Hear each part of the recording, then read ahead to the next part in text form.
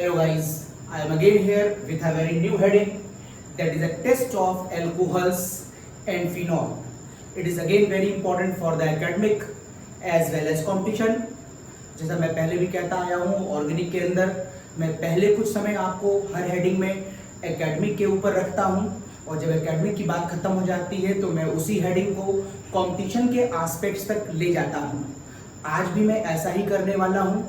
जितनी हेडिंगें मैंने बोर्ड में लिखी हैं, पहले मैं इनको एकेडमिक लेवल तक डिस्कस करूंगा और उसके बाद इन सभी को डिटेल में कंपटीशन तक लेके चलूंगा। तो पहला क्वेश्चन एकेडमिक में आता है, how can we differentiate 1 degree, 2 degree and 3 degree alcohols. Alcohols को डिफरेंशिएट करने के हमारे पास बहुत से रास्ते हैं, जिसमें से दो बड़े वेल नोन हैं यहाँ पर। एक का नाम है ल्यूकॉस टेस्ट और एक को मैंने यहाँ पर लिखा है वेक्टरबियर। तो पहले ल्यूकॉस की बात। ल्यूकॉस टेस्ट में आप क्या करते हैं, 1 डिग्री एल्कोहल, आप पहचानते होंगे इसको, ये 1 डिग्री एल्कोहल है। और ये 1 डिग्री एल्कोहल क्यों है, क्योंकि ये वाला एल्कोहल 1 डिग्री कार्बन से ज्वाइन अप है। अब अगर आप ये सोचते हो कि ये कार्बन 1 डिग्री क्यों है, तो कार्बन की आउट ऑफ 4 वैलेंसीज आपको ये देखनी होती है कि how many valencies are directly attached by the carbon. यहाँ पर कार्बन की 4 वैलेंसियों में से एक वैलेंसी कार्बन से अटैच्ड है, तो आपने कहा ये कार्बन 1 डिग्री है, तो उस पर लगने वाले अल्कोहल को हम 1 डिग्री अल्कोहल कहते हैं। यहाँ देखिए ये वाला कार्बन 2 डिग्री है, because of out of 4 valencies of the carbon this carbon have satisfied two valencies by the directly carbon, so you can say this is a 2 degree carbon। और 2 degree carbon पे लगने वाले alcohol को हम 2 degree alcohol कहेंगे। इस carbon पे गौर करिएगा, इस कार्बन की 4 वैलेंसियां हैं, but out of 4 valencies 3 valencies are satisfied by the carbon, so this carbon is known as 3 degree carbon. और 3 डिग्री कार्बन से लगने वाले अल्कोहल को हम 3 डिग्री अल्कोहल कहते हैं। अब जब आप इस तीनों एल्कोहल्स की इस कंपाउंड के कॉम्बिनेशन से रिएक्ट कराते हैं, and that is HCl and ZnCl2, अगर आप इसकी रिएक्शन HCl और ZnCl2 से कराते हैं तो क्या होता है, वहां पर व्हाइट फ्यूम्स डेवलप होती हैं। व्हाइट फ्यूम्स किस कंपाउंड की होती हैं, वो व्हाइट फ्यूम्स होती हैं एल्किल क्लोराइड्स की। जनरल फॉर्मूला एल्किल क्लोराइड्स, ये देखिए जनरल एल्किल क्लोराइड ये भी है, ये भी देखिए एल्किल क्लोराइड है, और ये भी देखिए एल्किल क्लोराइड है। Generally white fumes are appear, इनके अपेयर होने के टाइम में फर्क होता है। 3 डिग्री अल्कोहल से जो व्हाइट फ्यूम बनती है वो इमीडिएट बनती है। ये इमीडिएट क्यों बनती है बताऊंगा भी आपको। यहां पर जो व्हाइट फ्यूम बनती है वो लगभग 1 से 5 मिनट के बाद बनती है, और यहां पर जो व्हाइट फ्यूम बनती है वो कभी कभी बहुत लंबा समय लेती है, और वो समय कई कई दिन तक का हो सकता है। तो ये टाइम इंटरवल के बिहाफ पर व्हाइट फ्यूम का डिफरेंस आता है। अगर आप इसे प्योर एकदम एकेडमिक लेवल पर पढ़ना चाहें तो मैं आपको इसको शॉर्टकट बता सकता हूं। आप ये कह सकते हैं ZnCl2 यहां पर प्योर कैटालिस्ट है, आप इसकी बात तो करें नहीं। HCl को आप यहां पर ऐसे लिख लें अगर, तो आप इन वेरी शॉर्ट कह सकते हैं कि यहां से वाटर निकल जाएगा। आप इन वेरी शॉर्ट कह सकते हैं कि सर देखिए यहां से वाटर निकल जाएगा, और इन वेरी शॉर्ट आप कह सकते हैं कि देखिए सर यहां से वाटर निकल जाएगा। यदि ऐसा हुआ तो यहां पर CH3CH2Cl ये देखिए बन गया। यहां पर ये आइसोप्रोपाइल अल्कोहल था, तो आइसोप्रोपाइल अल्कोहल से बन गया आइसोप्रोपाइल क्लोराइड। ये देखिए टर्शरी ब्यूटिल अल्कोहल था, तो देखिए यहां पर बन गया टर्शरी ब्यूटिल क्लोराइड। तो मैं अभी प्योर एकेडमिक के बारे में आपसे बात कर रहा हूं, डिटेल में भी नहीं जा रहा हूं, हम लोग चलेंगे डिटेल में। तो यहां पर इस कंपाउंड का भी व्हाइट फ्यूम आएगा, इसका भी व्हाइट फ्यूम आएगा, इसका भी व्हाइट फ्यूम आएगा। अब यदि आप जानना चाहते हैं कि सर ऐसा क्यों होता है कि इसके अंदर व्हाइट फ्यूम इमीडिएट आता है, तो इसके पीछे वजह मैंने इस ग्राफ में दिखाई है। यहां पर मैंने एक ग्राफ दिखाया है जिसमें रिएक्टेंट 1 डिग्री, 2 डिग्री और 3 डिग्री अल्कोहल लिया है, और यहां पर प्रोडक्ट दिखाया है जिसमें मैंने एल्किल क्लोराइड लिया है। एल्किल क्लोराइड हमेशा व्हाइट फ्यूम होगा, चाहे वो 1 डिग्री का हो, चाहे वो 2 का हो, चाहे वो 3 का हो। जब 3 डिग्री अल्कोहल यहां प्रोसीड करता है, तो अभी मैं मैकेनिज्म इसकी ओपन करूंगा, आप हल्की हिंट देख लीजिए। अगर ये रिएक्शन प्रोसीड करेगी तो ये क्या बनाते हुए प्रोसीड करेगी, ये during the process 3 degree carbonium बनाएगी, ये during the process 2 degree carbonium बनाएगी, और ये during the process 1 degree carbonium बनाएगी। अब आपको स्टेबिलिटी मालूम है, 3 डिग्री कार्बोनियम आयन का अगर आप एनर्जी ग्राफ दिखाएं तो आपको मालूम है 3 डिग्री कार्बोनियम की एनर्जी सबसे कम होगी। ब्लू 3 डिग्री, रेड को मैंने 2 डिग्री और ब्लैक वाले ग्राफ को मैंने 1 डिग्री माना है। जिसकी एनर्जी कम होती है उसकी स्टेबिलिटी ज्यादा होती है। 3 degree carbonium ion highly stable क्यों है, इसका डिस्कशन पीछे के हम लोग बहुत से लेक्चरों में कर चुके हैं। अभी जब मैं डिटेल में बताऊंगा तो आज मैं फिर बताऊंगा वहां पर कि 3 डिग्री हाईली स्टेबल क्यों होता है। फिलहाल आप उसको शॉर्ट में याद कर लें कि आउट ऑफ 1 डिग्री, 2 डिग्री और 3 डिग्री सबसे ज्यादा स्टेबिलिटी 3 की होती है। जिसकी स्टेबिलिटी ज्यादा होती है उसकी एनर्जी कम होती है। मैंने बताई है आपको ये बात। मैंने आपसे कहा था जिसकी एनर्जी ज्यादा होगी वो बहुत गुस्से में होगा, और जिसकी जो गुस्से में होते हैं उनकी एनर्जी ज्यादा होती है लेकिन समाज में उनकी स्टेबिलिटी कम होती है। तो देखिए ये बहुत गुस्से में है, इसकी एनर्जी बहुत ज्यादा है। एनर्जी ज्यादा होगी तो इसकी स्टेबिलिटी नहीं होगी, और जिसकी एनर्जी कम होगी दैट इज 3 डिग्री, वो हाईली स्टेबल होगा। अब आप बताइए अगर यहाँ पर 3 डिग्री कार्बोनियम बनेगा तो बोलिए पहले ये वाला ग्राफ पूरा होगा कि पहले ये वाला ग्राफ पूरा होगा। ऑब्वियस आप समझ गए होंगे कि सर हम यहां से यहां पर पहले पहुंचेंगे और यहां से यहां पर हम देर में पहुंचेंगे। अगर यहां से यहां हम पहुंचेंगे तो कैसे पहुंचेंगे, इमीडिएट। और जैसे ही मैं यहां पर पहुंचूंगा अपना कार्बोनियम आयन लेकर के, वैसे ही इस वाले एरिया पर अटैक कौन कर देगा, Cl में अटैक करते ही आपका आंसर आएगा इमीडिएट। यहां पर जो कार्बोनियम आयन बनेगा उसका थोड़ा पहाड़ लंबा हो गया है तो इसमें 1 से लेकर 5 मिनट तक का समय लगेगा यहां तक पहुंचने में, और जब वो यहां पर पहुंच जाएगा तब इसके ऊपर Cl अटैक करेगा। लेकिन ये पहाड़ आप देखिए बहुत ऊंचा है तो इस पहाड़ तक पहुंचने में कई बार कई दिन तक का समय लग जाता है, और जब वो यहां तक पहुंचता है तब इसके ऊपर Cl अटैक करता है, और इस ग्राफ की वजह से टाइम इंटरवल का फर्क आता है। तो आप मेरी बात समझ गए होंगे। ल्यूकोस में व्हाइट फ्यूम्स क्यों आते हैं, क्योंकि व्हाइट फ्यूम एक ही कंपाउंड के हैं, alkyl chloride alkyl chloride alkyl chloride. White fume तो एक ही कंपाउंड के हैं लेकिन यहाँ पर डिग्री का फर्क है, और डिग्री के फर्क की वजह से इस ग्राफ में फर्क आता है, और इस ग्राफ की वजह से टाइम इंटरवल का फर्क आता है। ओके, ये बताया मैंने आपको एकेडमी के बच्चों के लिए। अभी इसे डिटेल में ओपन करूंगा मैं। फिलहाल ये देखिए वेक्टर मेयर। एकेडमी के बच्चे अगर पढ़ना चाहे वेक्टर मेयर को तो आप कह सकते हैं। वेक्टर मेयर में भी हम 1 डिग्री, 2 डिग्री और 3 डिग्री एल्कोहल को डिफरेंशिएट करते हैं, और ये 4 स्टेप में होता है। क्योंकि आप इसके अंदर के प्रोसेस को भी समझना नहीं चाहते, एक लंबी प्रोसेस है। अभी मैं इसके डिटेल मैकेनिज्म कॉम्पिटिशन वालों के लिए खोलूंगा, जिनकी इच्छा हो तो देखिएगा ये कैसे वर्क करते हैं। फिलहाल एकेडमी के बच्चों को सिर्फ इतना पढ़ना है कि 1 degree alcohol step by step जब इन सारे प्रोसेस से गुजरता है तो वो आखिरी में रेड कलर का कंपाउंड देता है। अगर 2 डिग्री एल्कोहल इन्हीं सारे प्रोसेसों से स्टेप बाय स्टेप गुजरेगा तो वो ब्लू कलर का कंपाउंड देगा, और अगर 3 डिग्री एल्कोहल इन्हीं सारे स्टेप बाय स्टेप गुजरेगा तो वो कलरलेस देगा। इसको याद करने की ट्रिक में आप इसे RBC भी बोल सकते हैं। नाम सुना होगा आपने, रेड ब्लड कर्पस्कल्स, RBC। हमारे ब्लड के अंदर जो सेल्स होती हैं जैसे RBC होता है, वैसे आप लाइन से लिख करके 1 डिग्री, 2 डिग्री और 3 डिग्री कहकर इसे याद कर सकते हैं। 1 डिग्री अल्कोहल रेड देता है, 2 डिग्री अल्कोहल ब्लू देता है, और 3 डिग्री अल्कोहल कलरलेस होता है। लेकिन ये सब कैसे वर्क करते हैं ये एकेडमिक वालों के लिए आवश्यक नहीं है, मैं कॉम्पिटिशन वालों को बताऊंगा। ओके, यहां पर आइए, एल्कोहल के 2 टेस्ट के बाद हम बात करते हैं फिनॉल की। ये मैं डिफरेंशिएट खाली इसलिए कर देता हूं कि एकेडमिक और कंपटीशन वाली बात, उसके पीछे वजह है कि कई बार बहुत डिटेल में लेक्चर देने के बाद एकेडमिक वाले बच्चों को उतना डिटेल पढ़ने की आवश्यकता नहीं होती है, तो उनको लगता है कि इतना ज़्यादा संभव नहीं पढ़ पाना।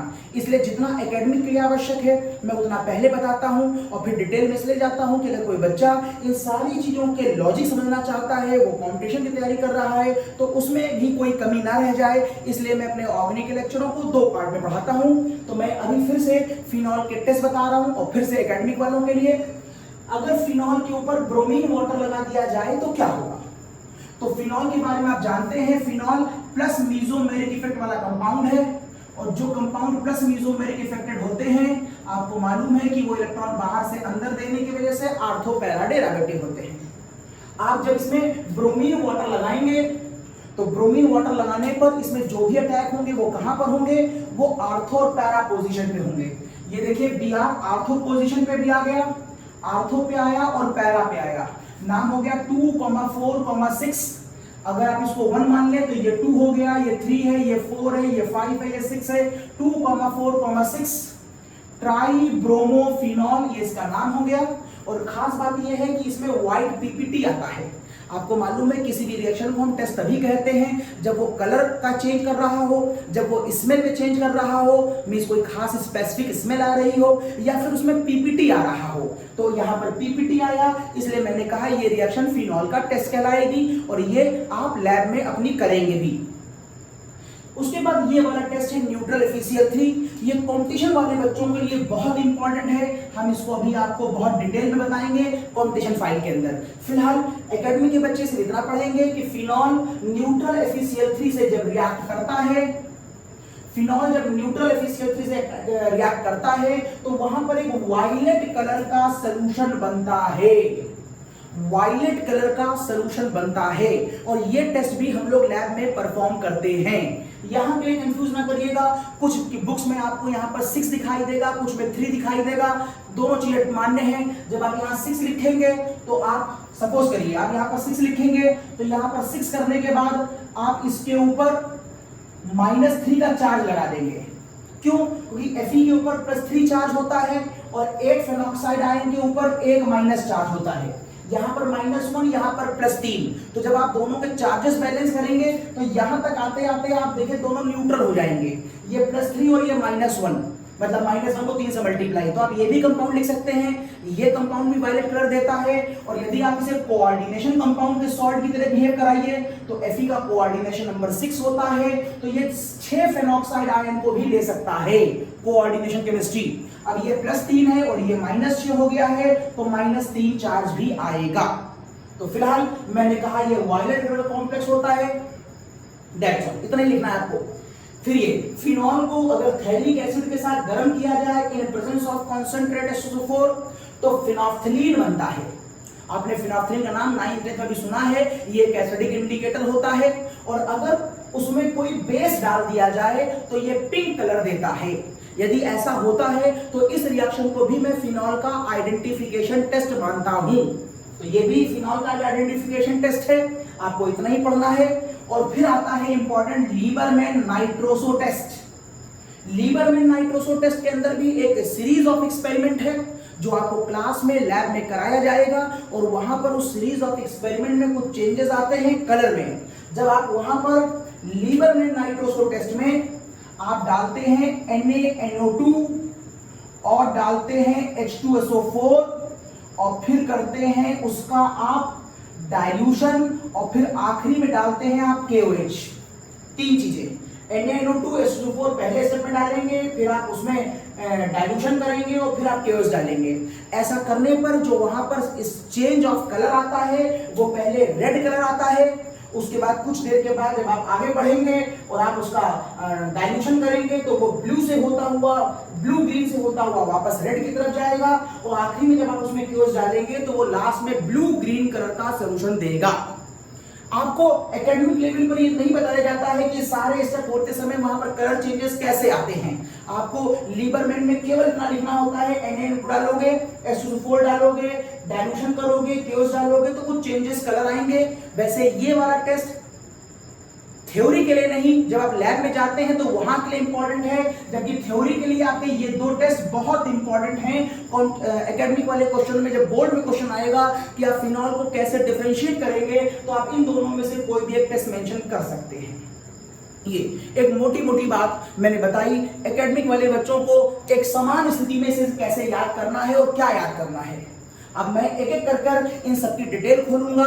जिनको आगे देखना है वो जरूर देखें। और मेरी एक हमेशा से राय होती है कि एकेडमिक वाला बच्चा भी एक बार लेक्चर को डिटेल में जरूर देखे समय निकाल करके, ताकि आप केमिस्ट्री की मीनिंग को समझ पाएं कि वहां केमिस्ट्री वर्क कैसे करती है। चलिए मैं यहां स्टार्ट करता हूं। सबसे पहले मैं आपको ल्यूकोस की डिटेल बताता हूं। ग्राफ आपके सामने है, ये वाला एरिया मैं मिटाता हूं और चलिए हम बात करते हैं ल्यूकोस की। ल्यूकोस। तो ल्यूकोस वर्क कैसे करता है देखिए, मैं आपको मैकेनिज्म दिखाता हूं। ये मेरे पास एक 1 डिग्री अल्कोहल, ये मेरे पास एक 1 डिग्री अल्कोहल। आपको अभी मैंने शॉर्ट बताया था कि इस पर HCl लगा देके पानी निकल जाएगा, ये सच नहीं है, क्योंकि HCl एक वीक एसिड होता है। अगर आप ये कहेंगे कि HCl लगाएंगे पानी निकल जाएगा, तो मन में क्वेश्चन आता है ना आपके कि सर ZnCl2 का क्या यूज है। ZnCl2 का बड़ा खास यूज है। यहाँ पर देखिए, आपको अच्छी तरह मालूम है, hydra iodic acid, hydrobromic acid और हाइड्रोक्लोरिक एसिड में सबसे बढ़िया एसिड कौन है? आपको मालूम है सबसे बढ़िया एसिड HI है। तो HI को किसी कैटलिस्ट की आवश्यकता नहीं है रिएक्शन को करने के लिए, HBr को भी किसी कैटलिस्ट की आवश्यकता नहीं है रिएक्शन को करने के लिए, लेकिन HCl चूंकि इतना वीक हो जाता है कि वो बहुत अच्छी तरह रिएक्ट नहीं करता। मींस अगर मैं इस वाले ऑक्सीजन का प्रोटोनेशन कराना चाहूं तो HI आराम से कर सकता है, HBr आराम से कर सकता है, लेकिन अगर आप ये सोचते हो कि मैं इसके ऊपर HCl लगा दूंगा और इसका पॉजिटिव यहां पर चला जाएगा, तो आप गलत सोचते हैं। HCl ऐसा नहीं करेगा, दिस इज द प्रॉब्लम। और अगर HCl ऐसा नहीं करेगा तो वाटर बाहर नहीं निकलेगा, अगर वाटर बाहर नहीं निकलेगा तो Cl यहां पर आएगा नहीं, तो फिर तो रिएक्शन ही नहीं होगी। देखिए, फिर तो रिएक्शन ही नहीं हुई। तो आप अल्कोहल पर डायरेक्ट HCl नहीं लगा सकते, जबकि आप HI और HBr लगा सकते हैं। तो फिर ल्यूकास नाम के साइंटिस्ट ने इस रिएक्शन को कराने की एक हिंट दी। उसने कहा कि क्यों ना इस कंपाउंड की रिएक्शन, देखिए, पहले ZnCl2 से करा दी जाए। This is ZnCl2। क्या खास बात है ZnCl2 में? ZnCl2 में जिंक का अंदर वैकेंट d ऑर्बिटल पाई जाती है। मतलब जिंक के अंदर वैकेंट d ऑर्बिटल का मतलब है इलेक्ट्रॉनों को एक्सेप्ट करने की टेंडेंसी है। और ध्यान देखिए, ZnCl2 में जिंक की ऑक्टेट भी पूरी नहीं है। जिंक के अपने आउटर मोस्ट के इलेक्ट्रॉन 2 और ले लो, 4 ही तो हुए।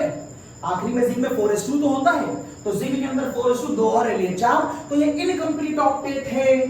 तो आप कह सकते हैं सर इसका मतलब है ये लुईस एसिड की तरह बिहेव कर रहा है। तो फिर दूसरा वाला कंपाउंड बन जाएगा लुईस बेस, और ये अपना इलेक्ट्रॉन इसको दे देगा।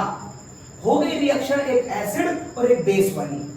अब ऐसा होगा तो जिंक के पास, अच्छा इलेक्ट्रॉन गिन लीजिए, O के पास पहले कितने इलेक्ट्रॉन हैं? 6 होने चाहिए, और जिंक के आउटर में कितने होने चाहिए? 2।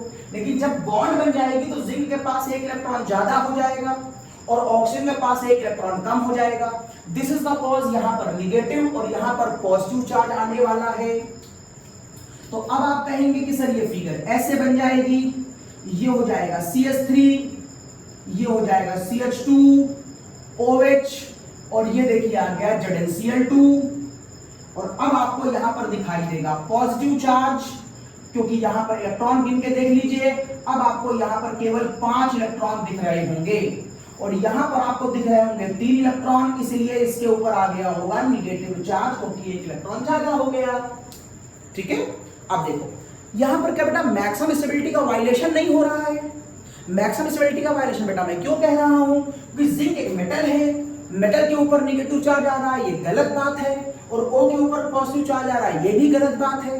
तो इन दोनों बातों को हम एक साथ सही करते हैं। Cl कहता है कि जब तक मैं हूं तब तक निगेटिव चार्ज आप नहीं रख सकते, लिहाजा इस बॉन्ड के दोनों इलेक्ट्रॉन ट्रांसफर Cl की तरफ। तो जिंक पर जहां पर 3 हो गए थे, इलेक्ट्रॉन ट्रांसफर होने के बाद जिंक के पास 2 बचेंगे, तो फिर वो न्यूट्रल हो जाएगा। और ऑक्सीजन के पॉजिटिव चार्ज को खत्म करने के लिए यहां से इलेक्ट्रॉन ट्रांसफर होगा कार्बन ऑक्सीजन की तरफ, जिससे अब यहां फिगर आएगी, अब यहां फिगर आएगी CH3, यहां पर लिख दूंगा मैं CH3CH2 प्लस। यहां पर देखो क्या बचा, यहां बचा Zn के ऊपर 1 Cl, और ये वाला OH भी बचा, और यहां से कौन निकल गया, और ये वाला Cl माइनस बाहर निकल गया। और ये वाला Cl माइनस ने अब किस पर अटैक किया? अब अटैक किया CH3CH2 पर। और यदि ऐसा हुआ तो आंसर क्या आएगा? आंसर आएगा CH3CH2Cl, और इसके बनते ही क्या निकलेगी? फ्यूम निकलेगी। और जैसे फ्यूम निकली आप समझ गए कि रिएक्शन हो गई होगी। ओके, अब आप कहेंगे कि सर इस पूरी घटना में तो सारा काम आपने ZnCl2 से ही करा दिया, HCl तो लिया ही नहीं। एक्चुअल में ZnCl2 एक काफी कॉस्टली कंपाउंड है, इसलिए हम ZnCl2 को वेस्ट होने देना नहीं चाहते, हम इसको वापस रिकवर करना चाहते हैं। तो इसको वापस रिकवर करने के लिए हम क्या करते हैं?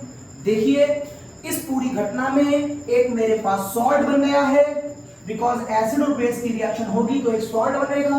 ध्यान से देखिए, आपने पढ़े हैं हाई स्कूल में एक normal salt like NaCl, acidic salt, basic salt, mix salt, double salt, ढेर सारे सॉल्ट। यहां पर क्या OH के होने की वजह से आप इसे बेसिक सॉल्ट की तरह कॉल नहीं कर सकते? बिल्कुल कर सकते हैं। इसका मतलब यहां पर एक बेसिक सॉल्ट बना हुआ है ZnOHCl, ये देखिए। और अब आप इसके ऊपर टैग किसका करा देंगे? जो मैंने HCl लिया था, जिसका मैंने अभी तक यूज ही नहीं किया, ये वाला HCl अब यहां रिएक्ट करेगा। आप कहेंगे सर अभी क्यों करेगा, पहले क्यों नहीं कर रहा था? आप तो कहते थे कि वीक है। तो मैंने आपसे कहा एसिड और बेस एक कंपैरेटिवली स्टडी होती है। HCl एक वीक एसिड है, इसके सामने वीक है, ZnCl2 के सामने तक भी वो वीक है। लेकिन जब आप HCl के सामने कोई बेसिक स्पीशीज डाल देंगे तो फिर इसके सामने ये कहेगा कि अब तो मैं बढ़िया एसिड हो गया, तो अब इसे कोई दिक्कत नहीं है, लिहाजा ये दोनों आपस में रिएक्ट करेंगे। यहां से देखिए वाटर निकल जाएगा, यहां से देखिए ये वाटर निकल जाएगा, और ये देखिए ZnCl2 हमको वापस रिकवर हो गया। ओके, अब अगर आपसे कोई पूछे कि बताओ ये रिएक्शन किस पाथ से हुई होगी, क्योंकि आपने तो कार्बोनियम बना दिया है, तो वो सिर्फ मैंने समझाने के लिए बनाया है। आप सच्चाई जानते हैं कि 1 डिग्री स्पीशीज कभी कार्बोनियम नहीं बनाती, तो ये रिएक्शन किसके थ्रू हुई होगी? ये रिएक्शन SN2 के मैकेनिज्म के थ्रू हुई होगी, मींस वाया ट्रांजिशन स्टेट हुई होगी। अब मैं इसमें ट्रांजिशन बना के समझाता तो थोड़ा सा कॉम्प्लिकेशन बढ़ जाता, तो मैंने सामान्य स्थितियां बता दी और बाद में एक हिंट कर दिया कि साहब ये रिएक्शन अपना कार्बोनियम नहीं बनाएगी, क्योंकि कार्बोनियम लीस्ट स्टेबल है, तो ये रिएक्शन वाया ट्रांजिशन स्टेट होगी। और मुझे मालूम है हमेशा SN1 रिएक्शन की स्पीड SN2 से ज्यादा होती है, क्योंकि आप इस रिएक्शन को वाया ट्रांजिशन स्टेट करा रहे हैं, तो इस रिएक्शन की स्पीड तो कम होनी ही थी। तो 1 डिग्री अल्कोहल ऐसे काम करता है। अच्छा, अब अगर आप 2 डिग्री या 3 डिग्री की बात करें तो यही प्रोसीजर होता है, लेकिन मैं एक एग्जांपल 3 डिग्री का लेकर यहां पर देखता हूं। सपोज के लिए यहां पर 3 डिग्री एग्जांपल होता तो मैं क्या कहता? तो मैं कहता कि ये वाली फिगर आप ऐसे लिख सकते हैं, देखिए ये देखिए, क्या अब ये फिगर 3 डिग्री हो गई? यस, ये अल्कोहल अब 3 डिग्री हो गया। तो अगले स्टेप में ये कैसा दिखाई देगा? सेम तरीका, अगले स्टेप में ये ऐसे दिखाई देगा, फिर अगले स्टेप में कैसा दिखाई देगा?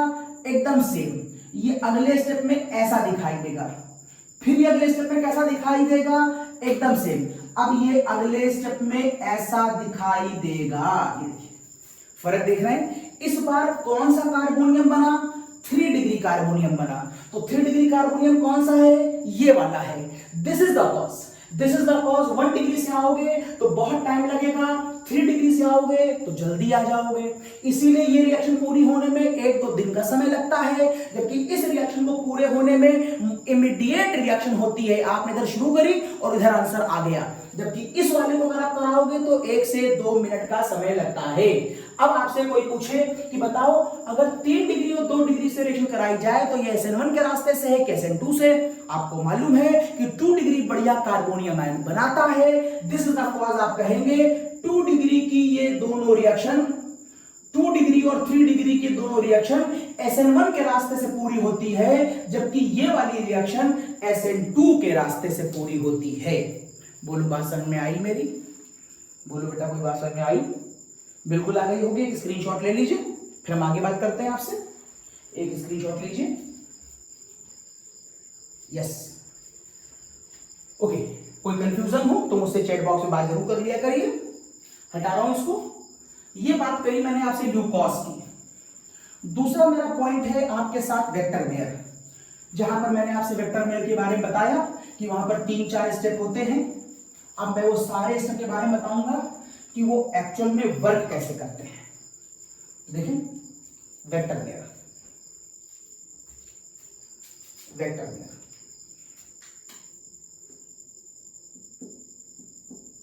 Vector mayor. तो मैं आपसे कहूंगा this is 1 degree alcohol which is used during the reaction. थोड़ा लंबी रिएक्शन है, आप समझेंगे। अब मैं कॉम्पिटेटिव एस्पेक्ट्स पे आ चुका हूं और मैं कहूंगा आपसे CH3CH2OH के ऊपर आप यहां पर P/I2 लिखें या यहां पर आप कॉन्सेंट्रेट HI लिख दें, एक ही बात है।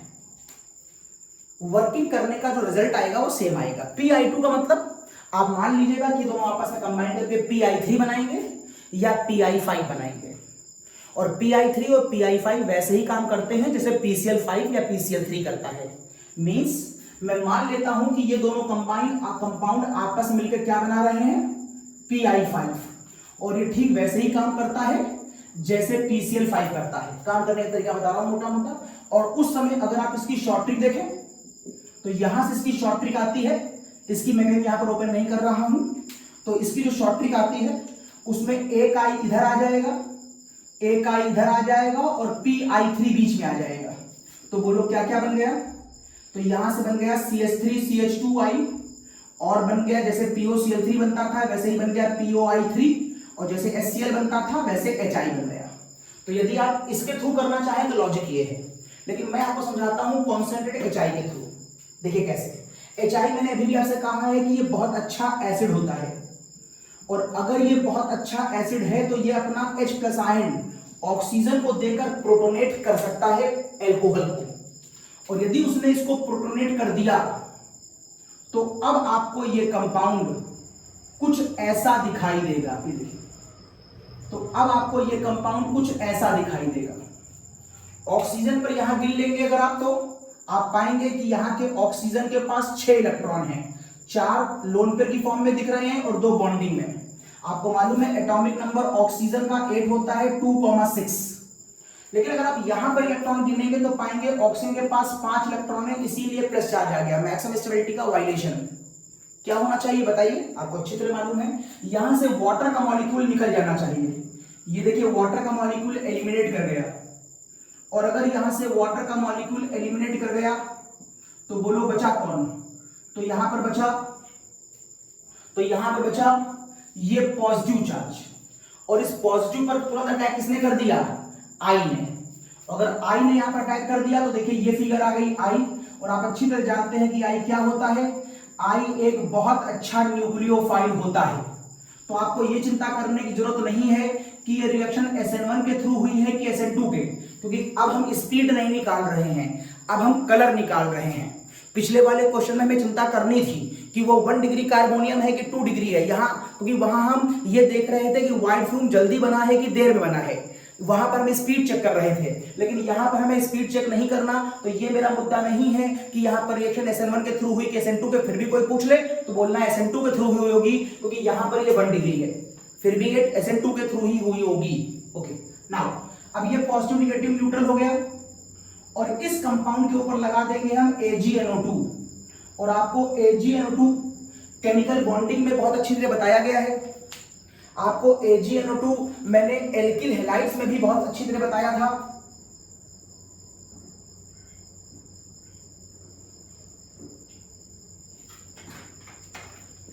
ओके, जहां मैंने बताया था कि इस कंपाउंड का नेचर कैसा होता है, कोवेलेंट बॉन्डेड होता है।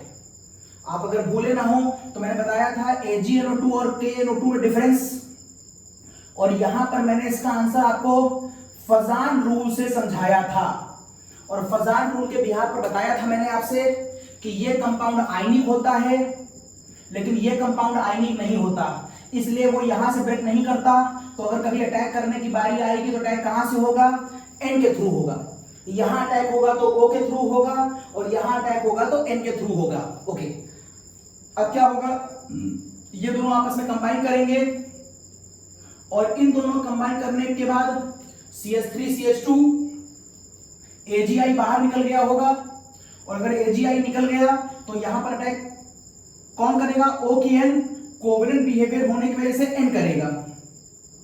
और आपको केमिकल बॉन्डिंग में अगर याद हो तो NO2 ऐसे दिखाता था मैं आपको, या अगर आपको एल्किल हैलाइड याद हो तो वहां पर भी मैंने आपको 4 रिएक्शनें पढ़ाई थी, KNO2, AgNO2, KCN और AgCN। जो मैकेनिज्म मैंने वहां बताई थी वही मैकेनिज्म यहां पर मैंने फॉलो कर ली है। ऐसा करने पर यहां से AgI निकल गया, -AgI, और यहां पर NO2 आ गया। यहां पर एक्चुअल में कोऑर्डिनेट बॉन्ड होती है, आप ऐसे भी दिखा सकते हैं, लेकिन जहां हम कोऑर्डिनेट दिखाते हैं वहां पर हम चाहें तो सेमी पोलर माइनस और प्लस भी दिखा सकते हैं। तो इट इज योर विश, तुम कैसा दिखाना चाहते हो। तो यहां पर HI ने इसका प्रोटोनेशन किया, पानी निकल गया, I एक बेहतर न्यूक्लियोफाइल है, आ गया, AgNO2 में कोवेलेंट बिहेवियर है, N के थ्रू अटैक हुआ तो यहां तक आ गया। ओके, अब क्या होगा? अब इस कंपाउंड के ऊपर अगर मैं एक स्टेप में ही आंसर दिखाना चाहूं तो देखिए यहां के बाद मैं शॉर्टकट भी बताता हूं और फिर इसको डिटेल बताऊंगा। तो सपोज करिए कंपटीशन वाला बच्चा ही इसको एक बार यहीं से शॉर्टकट में पढ़ना चाहे तो क्या करेगा? वो ये कह सकता है कि सर इसके बाद अगला स्टेप होता है यहां पर रिएक्शन HNO2 से, दिस इज योर HNO2। और यहां पर देखिए ये जो NO2 देख रहे हैं आप, ये माइनस आई इफेक्ट है और ये माइनस आई इफेक्ट अपने बगल में आने वाले दोनों H को क्या कर सकता है? एसिडिक H बना सकता है। ये दोनों H एसिडिक हो गए तो आप कह सकते हैं कि सर ये दोनों H और यहां से ये वाला O पानी बनकर बाहर निकल जाएगा। और अगर ये पानी बन के बाहर निकल गया तो अब आपको इस कंपाउंड का आंसर इस कार्बन से ये वाला N लिंकअप करेगा, NOH और यहां पर आ जाएगा N double bond O minus ये। और अगर आप इस कंपाउंड पर NaOH डाल देंगे तो यही कंपाउंड NaOH लेने के बाद रेड कलर में कन्वर्ट हो जाता है। ये कंपाउंड NaOH लेने के बाद रेड कलर में कन्वर्ट हो जाता है। लेकिन आप जानना चाहेंगे कि सर एक्चुअल में ये सब वर्क कैसे करता है, तो मैं आपको इसकी भी डिटेल बताता हूं कि ये कैसे वर्क करता है। अब इसकी डिटेल देखिए इसकी डिटेल। जैसे ही मैं यहां पर HNO2 लेता हूं तो पहले HNO2 की वर्किंग आप जान लीजिए, यहां के बाद इसकी डिटेल देखिए। जैसे ही मैं HNO2 लेता हूं तो आपको याद होगा कि मैंने शुरू में HI लिया था। अगर मैंने शुरू में HI यहां पर लिया था तो ये कंपाउंड क्या कर सकता है? ये कंपाउंड जो HI का H+ आयन है तो एक्सेस अमाउंट में ले रखा था मैंने, वो HNO2 के इस वाले H पर अटैक कर कर इसे पानी बनाने की कोशिश कर सकता है और मैक्सिमम स्टेबिलिटी के वायलेशन के बाद यहां से पानी का मॉलिक्यूल बाहर निकल जाएगा। और यदि ऐसा हुआ तो यहां से आपको एक कंपाउंड बनता हुआ मिलेगा, ये देखिए NO+। ये एक इलेक्ट्रोफाइल मिलता है हमें HNO2 से। यदि आप इस शॉर्ट ट्रिक से आगे नहीं जाना चाहते तो डिटेल में एक बार और समझ लीजिए। और क्या होगा? और देखिए क्या होगा, ये काम तो HNO2 करेगा लेकिन यहां पर भी एक काम हो रहा था, जरा वो देखिए क्या हो रहा था। यदि आप इस कंपाउंड को वापस वैसे ही लिखते जैसे लिखा था मैंने इसको पहले, तो ध्यान से देखिए शायद यहां पर टाटोमेरिज्म लग रही है, चेक करिए। यहां टाटोमेरिज्म है X double bond Y ZH, X double bond Y ZH। शर्त यह है कि Z क्या होना चाहिए? ये sp3 हाइब्रिडाइज होना चाहिए। यदि ऐसा होगा तो ये H कूल कर यहां जा सकता है, जहां जाता है वहां एलिमिनेशन होगा और जहां जाता है वहां एडिशन होगा और जहां से जाएगा वहां एलिमिनेशन होगा। मींस इस वाली बॉन्ड को आप यहां और इस वाली बॉन्ड को आप यहां और इस H को यहां ले जा सकते हैं, जिससे आप कह सकते हैं सर इसकी अगली फिगर यहां पर कुछ ऐसे आ गई होगी, NO। ये H कूद कर यहां चला गया, इस वाले O की सेहत पर कोई फर्क नहीं पड़ा, इस प्लस की सेहत पर भी कोई फर्क नहीं पड़ा। पहले भी एक की वैलेंसी 4 और 1 प्लस था, अभी भी एक की वैलेंसी 4 और 1 प्लस है और अब आपको ये फिगर कुछ यूं दिखाई देगी। ये चेंज इसके अंदर आया बाय द टाटोमेरिज्म, ये आया है बाय द टाटोमेरिज्म। लेकिन यहां पर अब ये वाला NO+ जो आपने HNO2 से डेवलप किया है लॉजिकली, वो यहां अटैक करेगा। और कैसे करेगा देखिए कैसे करेगा। ये वाला निगेटिव चार्ज यदि अंदर चला जाए, ये वाला निगेटिव यदि अंदर चला जाए तो ये वाली पाई बॉन्ड यहां पर आकर निगेटिव चार्ज में कन्वर्ट हो जाएगी।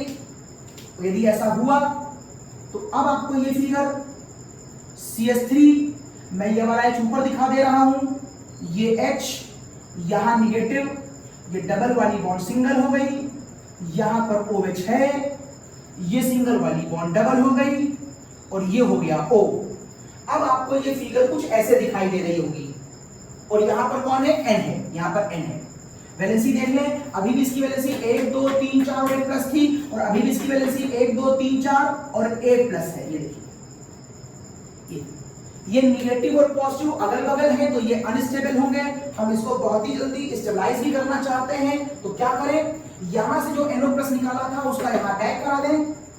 तो वो वाला NO+ अगर निगेटिव अटैक करे, अगर ये वाला NO+ इस निगेटिव पे अटैक करे तो क्या इसकी फिगर आपको CH3CH N double bond O, ये प्लस और ये माइनस न्यूट्रल हो गया। क्या ये फिगर अब आपको कुछ यूं दिखाई दे रही होगी? क्या ये फिगर आपको कुछ यूं दिखाई दे रही होगी? हाँ ठीक है, ऐसे दिख रही होगी, बिल्कुल ठीक है। तो HNO2 डालने के बाद हम इस कुछ यहां तक पहुंच जाते हैं। फिर क्या होगा? देखिए एक टैप्टोमेरिज्म और लग रही है, क्योंकि अगर आप भूले ना हो तो मुझे आखिरी में आंसर ये बनाना है N डबल बॉन्ड OH, और मेरे पास अभी NO आया है, H नहीं आया है। देखिए टैप्टोमेरिज्म X double bond Y ZH, और ये वाला भी sp3 हाइब्रिडाइज्ड है। तो अगर यहां पर टैप्टोमेरिज्म लग जाए तो ये वाला H यहां से उठकर नंबर 1, 2 और 3 पे आ जाएगा। और यदि ऐसा हुआ तो कुछ देर के बाद अब आपको ये figure C double bond N और OH दिखाई देगा। यहां पर H आ गया, डबल वाली बॉन्ड सिंगल हो गई, यहां सिंगल वाली बॉन्ड डबल हो गई, H यहां चला गया। It is what is this? It is again tautomerism. बगल वाले N की सेहत पर अभी कोई फर्क नहीं पड़ा है। अगर मैं इसको थोड़ा सा ऐसे लिखूं कि साहब ये ऐसे हो गया होगा, बगल वाले पे कोई फर्क नहीं पड़ा है, तो आप इसको कैसे भी लिख सकते हैं। फिलहाल मैं इसको ऐसे ही लिख रहा हूं, ये मेरे पास डबल बॉन्ड और ये मेरे पास OH, और यहां पर अभी आपके पास पॉजिटिव लगा हुआ है। Then what? अब क्या हो सकता है? अब क्या हो सकता है? देखिए इस कंपाउंड के स्टेबल होने की एक संभावना दिखाई दे रही है हमको। क्यों स्टेबल हो रहा है? देखिए ये वाला H इस वाले O के साथ हाइड्रोजन बॉन्डिंग बना सकता है। देखिए अगर ये वाला O इलेक्ट्रॉन घसीट रहा होगा तो H के ऊपर पॉजिटिव आएगा, और ये वाले लोन पेयर इसको ट्रांसफर किए जा रहे होंगे। इट इज हाइड्रोजन बॉन्डिंग, और इस हाइड्रोजन बॉन्डिंग के बाद एक 6 स्टार एटम की एक साइकिल बन रही है। तो ये साइकिल ये चिलेशन कहला सकता है, और ये चिलेशन इस कंपाउंड को स्टेबिलिटी दे रहा होगा, इसलिए सब कुछ बहुत बढ़िया चल रहा है। अब आपने कहा सर आखिरी में आपने NaOH भी लगाया था, सर ये क्या करेगा? चलो लगा के देखते हैं क्या करेगा। जब मैं इसके ऊपर NaOH लगाऊंगा तो ये बेस है, ये बेस क्या करेगा? किसी भी एसिडिक H को निकालने की कोशिश करेगा। कहां एसिडिक H है आपके पास? एक आप एसिडिक H इसको मान सकते हैं और एक इसको मान सकते हैं, लेकिन ये वाला एसिडिक H चूंकि साइकिल में चला गया है तो स्टेबलाइज हो गया है, आप इसको बाहर नहीं निकाल सकते। लेकिन इस बेसिक मीडियम में ये वाला H बाहर निकल सकता है, और अगर ये बाहर निकला तो ध्यान से देखो कहीं यही फिगर तो नहीं आ गई। चेक करो, CH3 है, C डबल बॉन्ड NOH है, हाँ NOH है, सिंगल बॉन्ड N है, N पर डबल बॉन्ड OH है, और फिर आपको एक नेगेटिव और पॉजिटिव, ये देखिए ऐसे, और वही नेगेटिव पॉजिटिव आपको यहाँ दिखाई देगा। अगर मैं यहाँ से H निकाल दूंगा तो यही फिगर आ जाएगी, यहाँ पर माइनस आ जाएगा, और आप चाहें तो ये माइनस प्लस भी हटा करके यहाँ क्या दिखा सकते हैं? एक कोऑर्डिनेट बॉन्ड भी दिखा सकते हैं। लेकिन ये कोऑर्डिनेट बॉन्ड एक सेमी पोलर बॉन्ड होती है, हम इन जनरल इसे माइनस प्लस दिखाते हैं। यहाँ पर आप माइनस प्लस हटाकर कोऑर्डिनेट बॉन्ड भी लगा सकते हैं, बोथ आर राइट। तो कुछ इस तरह की वर्किंग होती है। अब इस वर्किंग का दूर दूर तक एकेडमिक वालों से कोई मतलब नहीं है, लेकिन जेई लेवल पर, एडवांस लेवल पर इसकी इंटरनल मैकेनिज्म से क्वेश्चन बनाए जा सकते हैं। इसलिए आपको एक बार ये मालूम होना चाहिए कि यहाँ पर एक्चुअल में वर्किंग कैसे हो रही है। कोवेलेंट बॉन्ड का यहाँ पर क्या रीजन आया, कैसे कैसे टैप्टोमेरिज्म लगी, आखिरी में NaOH होता है। अच्छा, अगर आपके मन में यह आ रहा हो कि सर रेड ही कलर क्यों आया, कोई और कलर क्यों नहीं आया, हो सकता है आपके मन में आ रहा हो, तो कहीं पर भी केमिस्ट्री कंपाउंडों में जो कलर होता है वो इलेक्ट्रॉनों के डीलोकलाइजेशन से आता है। और जब इलेक्ट्रॉनों का डीलोकेशन हो रहा है तो क्या यहाँ पर हो रहा है? देखो double bond single bond double bond का रेजोनेंस लग रहा है। चेक करो, double bond single bond double bond, अगर double bond single bond double bond का रेजोनेंस लगेगा तो इलेक्ट्रॉन डीलोकलाइज करेगा, और जब इलेक्ट्रॉन डीलोकलाइज करता है तो वहां पर आप इस फॉर्मूले को अप्लाई कर सकते हैं, E बराबर hc अपॉन लैम्डा। जब इलेक्ट्रॉन मूव करेगा तो वो पार्टिकल नहीं वेव होगा, वेव होगा तो वेवलेंथ होगी, और वेवलेंथ होगी तो कोई एनर्जी होगी। और ये जो वेवलेंथ है ये वेवग्योर में किसी ना किसी कलर के कॉम्प्लीमेंट्री होगी, और जिस कलर के कॉम्प्लीमेंट्री होगी वो कलर शो कर रही होगी। तो रेड कलर जो आ रहा है वो इस लॉजिक से आ रहा होगा। तो खैर ये मेरा एक्सप्लेनेशन था, किसके लिए? ये मेरा एक्सप्लेनेशन था 1 डिग्री के लिए। एक बार देखिए, इसका स्क्रीनशॉट लीजिए, फिर मैं इसी को चेंज कर देता हूं 2 डिग्री के लिए। जल्दी से स्क्रीनशॉट ले लीजिए फटाक से।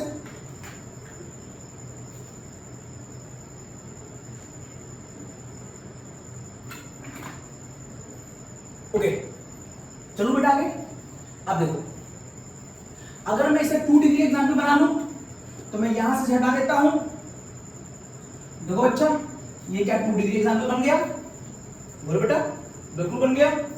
और ये देखो, अगर मैं यहां पर वही चेंज करूं, यस बेटा, अगर मैं यहां पर चेंज करूं, ठीक है बेटा, परफेक्ट। यहां पर अगर मैं चेंज करूं तो यहां वाले को मैं CS3 कर ले रहा हूं और ये चला गया टैटोमरिज्म में, ठीक है। फिर क्या करूंगा, इस वाले को मैं CS3 में चेंज कर रहा हूं। फिर मैं क्या करूंगा, इस वाले को मैं CS3 में चेंज कर रहा हूं, ठीक है बेटा। फिर मैं क्या करूंगा, अब मैं क्या करूंगा, मैं जब यहां तक आ गया तो मैं ये पाऊंगा कि यहां पर आने के बाद इस वाले एरिया में जो घटना हो रही थी वो हो रही थी, लेकिन इस वाले एच से जो टैटोमरिज्म हो रही थी वो अब रुक जाएगी, क्योंकि अब आपके पास ये वाला जो एच था वो खत्म हो गया। इसका मतलब ये हुआ कि जो यहां, ध्यान दीजिएगा मेरी बात पर, इसका मतलब ये हुआ कि पिछले केस में जो यहां पर एच हुआ करता था वो यहां से यहां आता था और इस कंपाउंड को NOH में कन्वर्ट होकर करता था, लेकिन इस बार ये वाला H यहां पर नहीं आएगा और इसको NOH में कन्वर्ट नहीं करेगा। और क्यों नहीं आएगा, क्योंकि ये 2 डिग्री का केस है, यहां H है ही नहीं। अगर ऐसा हुआ, ये नहीं आया, यहां टैटोमरिज्म नहीं हुई, तो फिर ये फिगर अब आपको कैसे दिखाई देगी, ये फिगर अब आपको ये CS3, ये N डबल बॉन्ड O की फॉर्म में दिखाई देगी। ये अब आपको कुछ ऐसा दिखाई देगा। चलिए, इधर वाला केस एज इट इज चल रहा है, बस एक टैटोमरिज्म मैंने रोक दी। जो इस एरिया में टैटोमरिज्म हो रही थी, अब देखिएगा वो हो रही है। जो इस वाले एच से हो रही थी वो तो हुई, लेकिन जो नीचे वाले एच से टैटोमरिज्म हो रही थी वो चली गई, क्योंकि वो एच कन्वर्ट हो गया CS3 में, क्योंकि वो 2 डिग्री है। इसलिए ये वाला एच अब यहां पर नहीं आया, तो जो यहां पर NaOH बन रहा था, जो यहां पर NaOH बन रहा था, अब वो NaOH ना बनकर खाली NO बनेगा। यस, क्या इसमें भी स्टेबिलिटी दिखा सकते हैं आप? बिल्कुल। ये वाली बॉन्ड सिंगल है और सिंगल बॉन्ड है तो यहां पर रोटेट हो रही होगी। अगर रोटेट हो रही होगी तो आप कह सकते हैं कि सर यहां पर आप अगर इस कंपाउंड को घुमा के लिखें तो देखिए, तो क्या मैं इस कंपाउंड को घुमा कर कैसे लिख सकता हूं? देखिएगा, तो क्या मैं इस कंपाउंड को घुमा कैसे लिख सकता हूं? N का OH नीचे कर दूं और ये डबल बॉन्ड में ऊपर कर दूं, कर सकता हूं? बोलो बोलो बेटा, कर सकता हूं? अगर कर दिया तो ये देखो हाइड्रोजन बॉन्डिंग, ये घसीटेगा इलेक्ट्रॉन यहां प्लस और इसके इलेक्ट्रॉनों का यहां पर ट्रांसफर, तो यही तो होती है हाइड्रोजन बॉन्डिंग। और यदि ऐसा हुआ तो यहां पर 5-6 एटमों की रिंग बन जाएगी और इस रिंग की वजह से यहां पर क्या हो जाएगा, चिलेशन आ जाएगा, स्टेबिलिटी आ जाएगी। और फिर अब ये कंपाउंड आपको दिखाई नहीं देगा, अब आपको कंपाउंड ये दिखाई देगा, यहां पर अब आपको कंपाउंड ये दिखाई देगा, N double bond O। Yes, ये कंपाउंड बनेगा। यस, अब बात ये उठती है कि इस कंपाउंड में अगर आप NaOH डाल दें तो क्या होगा? अगर आप इस कंपाउंड में NaOH डाल देते हैं तो जहां पर पीछे रेड कलर आ रहा था, वैसे यहां पर अब NaOH डालने पर आपको ब्लू कलर दिखाई देगा, RBC, ब्लू कलर। और ये ब्लू कलर वो कहता है इसलिए दिखता है क्योंकि वहां पर तो आपके पास एक एक्स्ट्रा एसिड था जिसको हम तोड़कर आयोनाइज कर ले रहे थे, लेकिन यहां पर मेरे पास कोई एक्स्ट्रा एसिड नहीं दिखाई दे रहा। दिस इज द कॉज, यहां पर यही वाला H एसिडिक H होता है और ये डिसोशिएट भी करता होगा और करता है प्रैक्टिकली। और अगर ये H यहां से साइकिल बनने के बावजूद भी, देखिए प्रैक्टिकल वैल्यू होती है, जहां पर जैसा आंसर आता है आपको केमिस्ट्री में वैसे ही एस्पेक्ट्स डेवलप करने पड़ते हैं। तो यहां पर NaOH डालने पर ये वाला H आयोनाइज करेगा और अगर ये वाला H आयोनाइज करा तो हाइड्रोजन बॉन्डिंग का लॉजिक खत्म करिए, H को आयोनाइज करिए, H बाहर निकलेगा तो यहां पर क्या आएगा, निगेटिव चार्ज। और देखिए वापस यहां पर ये ही निगेटिव चार्ज आ गया। क्या फर्क दिखाई दे रहा है आपको 1 डिग्री और 2 डिग्री में? यहां पर एक CS3 भी होगा। क्या फर्क दिखाई दे रहा है? 1 डिग्री में करते हो तो यहां पर NaOH आता है और 2 डिग्री में करते हो तो यहां पर NO आता है। 1 डिग्री में 2 बार टैटोमरिज्म होती है, ऊपर वाले H से और नीचे वाले H से, जबकि 2 डिग्री में एक ही बार टैटोमरिज्म होती है। 1 डिग्री में ये कंपाउंड रेड कलर का होता है और 2 डिग्री में कंपाउंड ब्लू कलर का होता है। चलो बताओ 3 डिग्री में क्या होगा? देखो जब तुम इसे 3 डिग्री लेके चलोगे तो यहां से ये वाला H गायब हो जाएगा। ये देखिए, अब ये केस 3 डिग्री का हो गया। ऐसा करोगे तो ये वाला H गायब हो जाएगा, तो ये 3 डिग्री का हो गया। ऐसा करोगे तो ये वाला गैप हो जाएगा, तो ये केस 3 डिग्री का हो गया। ऐसा करोगे तो ये गैप हो जाएगा, ये वाला 3 डिग्री का हो गया। ये देखो यहीं पर रिएक्शन स्टॉप हो जाएगी। इसके बाद इसमें एक बार भी टैक्टोमेरिज्म नहीं होगी। और ये नाइट्रो सॉल्ट है। और आपने लैब में सोडियम नाइट्राइड देखा है? सोडियम नाइट्राइड का भी डिब्बा देखेगा जाकर के, वो कलरलेस है, व्हाइट है। ये कलरलेस कंपाउंड है। और अगर आप इसमें NaOH डाल भी देंगे तो इसमें कोई एसिडिक स्पीशीज नहीं है। इस पे फर्दर कोई रिएक्शन नहीं होगी, चाहे तुम HNO2 डाल दो और चाहे तुम NaOH डाल दो। लिहाजा ये कंपाउंड आखिरी में कलरलेस स्पीशीज ही बनाएगा। तो 1 डिग्री ने बनाया रेड, 2 डिग्री ने बनाया ब्लू और 3 डिग्री यहीं पर रिएक्शन को स्टॉप कर देता है। इसके आगे कोई रिएक्शन 3 डिग्री में होती ही नहीं है और ये आपको एक कलरलेस कंपाउंड देता है। तो ये डिटेल स्टडी थी वेक्टर लेयर की। अब हम आते हैं न्यूट्रल FeCl3 के ऊपर। सब न्यूट्रल FeCl3 भी कंपटीशन लेवल में बहुत पूछा गया है और मैं दिखाता हूं उसके बहुत अच्छे अच्छे क्वेश्चंस कैसे बनते हैं और कैसे वो आप लोगों को कंफ्यूज कर सकते हैं। सब न्यूट्रल FeCl3 का टेस्ट देखिए। न्यूट्रल FeCl3 बुक में लिखा है कि ये टेस्ट फिनॉल देता है। ये सच नहीं है, ये टेस्ट फिनॉल भी देता है, ये बोलना चाहिए था हमको। अगर मैं यहां पर न्यूट्रल FeCl3 डालूं तो देखिए यहां पर स्टेप बाय स्टेप कई रिएक्शंस होती हैं, समझिएगा। ये कंपाउंड स्टेप बाय स्टेप पहले क्या करता होगा, C6H5O और FeCl2 बनाता होगा और एक Cl और एक H मिलकर HCl बनाता होगा। अगर आप इसके और मॉलिक्यूल बढ़ाएंगे, 2 मॉलिक्यूल मान लो ले लिए, तो ये कंपाउंड ये कर सकता होगा ऐसे, और यहां पर 2 HCl बनाएगा। अगर आपने इसके 3 मॉलिक्यूल ले लिए तो ये कंपाउंड ये बनाता होगा, ये देखिए, और आपने इसके 3 HCl बना लिए। ऐसे चेंजेस प्रैक्टिकली लैब में टेस्ट ट्यूब में हो रहे हैं। इस बात को आप इसकी कंडक्टेंस से भी चेक कर सकते हैं। आप लगातार कहेंगे कि इसकी कंडक्टेंस ऑफ द सॉल्यूशन क्या करती जा रही है, इंक्रीज करती जा रही है। क्योंकि कंडक्टेंस यहां पर देखिए 2 आयन है, यहां पर देखिए 4 आयन है, यहां पर देखिए 6 आयन है। बाकी यहां पर तो सॉल्ट है ही, लेकिन यहां पर आपको मेनली आयंस बढ़ते हुए दिखाई दे रहे हैं। तो आप ये समझ सकते हैं कि जैसे जैसे टेस्ट ट्यूब में कंडक्टेंस बदलती जा रही है वैसे वैसे कंपाउंड बदलते जा रहे होंगे। इस कंपाउंड का अपना कोई और कलर होगा, इसका अपना कोई और कलर होगा, इसका अपना कोई और कलर होगा। लास्ट में जो कलर रुकता है वो इस कंपाउंड की वजह से रुकता है, जिसको हम कहते हैं कि ये वायलेट कलर का सॉल्यूशन होता है, प्रेसिपिटेट नहीं होता है। ये सॉल्ट है, सॉल्युबल होता है, इसलिए सॉल्यूशन होगा, ट्रांसपेरेंट होगा, आर पार दिखाई दे रहा होगा, बस कलर होगा उसके अंदर। तो बताओ इसको हम टेस्ट कह सकते हैं कि नहीं? टेस्ट हम उसे कहते हैं जिसमें पीपीटी हो, जिसमें कलर हो, जिसमें स्मेल हो। तो यहाँ पर कलर आ तो रहा है। अब कुछ किताबों में आपको ये ऐसे भी देखने को मिलेगा। मैंने आपसे कहा था हो सकता है मैं इसमें 3 मॉलिक्यूल और बढ़ा दूं, तो कुछ बुक्स में आपको ये ऐसे मिल जाएगा। ये 6 बार हो गया। अब ये 6 बार हो गया तो 1 के ऊपर 1 माइनस होता है, 6 के ऊपर 6 माइनस, Fe के ऊपर +3 चार्ज है, सबको बैलेंस करोगे तो क्या बचेगा, इसके ऊपर -3 बचेगा। तो चाहे तुम ये मेंशन करो चाहे ये मेंशन करो, कोई दिक्कत नहीं है। एकेडमिक किताबों में मोस्टली यही मेंशन है। खैर मुद्दा ये है कि क्या ये कंपाउंड, क्या ये टेस्ट केवल फिनॉल में आता है? नहीं। सच्चाई समझिए, कॉम्बिनेशन एस्पेक्ट पढ़ने जा रहे हैं हम लोग। ये टेस्ट हर उस कंपाउंड में पाया जाता है जिसमें इनॉल होता है। इनॉल का मतलब है जिसमें इन हो और एक OH हो। ये इस कंपाउंड को हम कहते हैं इनॉल फॉर्म। जहां जहां इनॉल होगी वहां वहां ये कंपाउंड टेस्ट देगा। क्या फिनॉल में ये फॉर्म है? हाँ देखिए है। देखिए अगर मैं इसको ऐसे लिख दूं तो ये देखिए इन फॉर्म है और ये देखिए ऑल है, और इस पूरे को मैंने कलेक्टिवली बोल दिया इनॉल, इसीलिए फिनॉल ये टेस्ट देता है। तो और कौन सा कंपाउंड ये टेस्ट दे सकता है? देखिए और कौन कौन से लोग ये टेस्ट दे सकते हैं? इस कंपाउंड को देखिए, यहां पर मैंने OH ले रखा है, 1 नहीं 2 बार। इस कंपाउंड में भी मैंने 2 बार OH ले रखा है। ये दोनों OH मेटा पोजीशन पर हैं।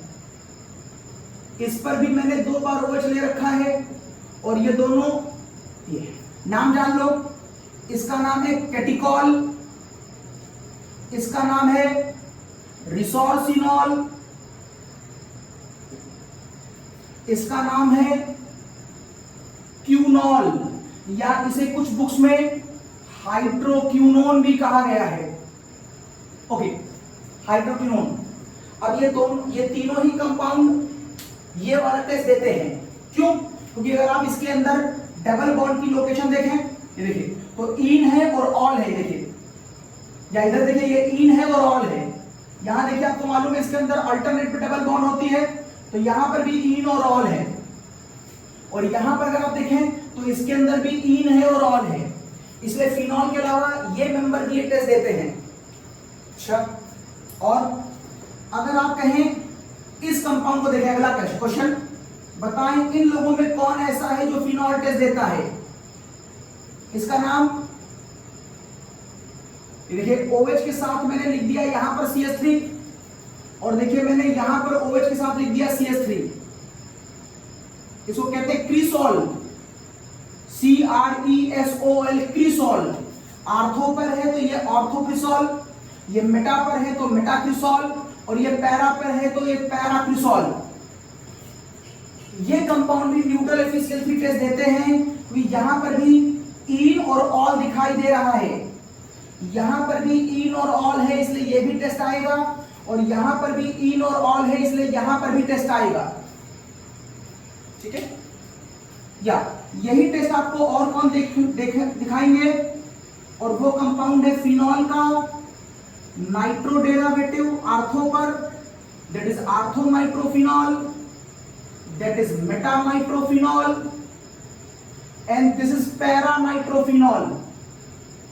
आप बताएं कौन है ऐसा इन तीनों में जो टेस्ट देगा? तीनों देंगे, क्योंकि यहां पर अल्टरनेट पे डबल बॉन्ड इनॉल, यहां पर भी अल्टरनेट पे डबल बॉन्ड इनॉल, और यहां पर भी अल्टरनेट पे डबल बॉन्ड इनॉल। तो ये कंपाउंड भी न्यूट्रल एफिशिएंसी टेस्ट दे देगा। क्या और भी कोई है जो टेस्ट देता है? यस, और कौन है? अगर आप इस केस को देखें तो इसका नाम है पाइरोगैलॉल, OH OH OH,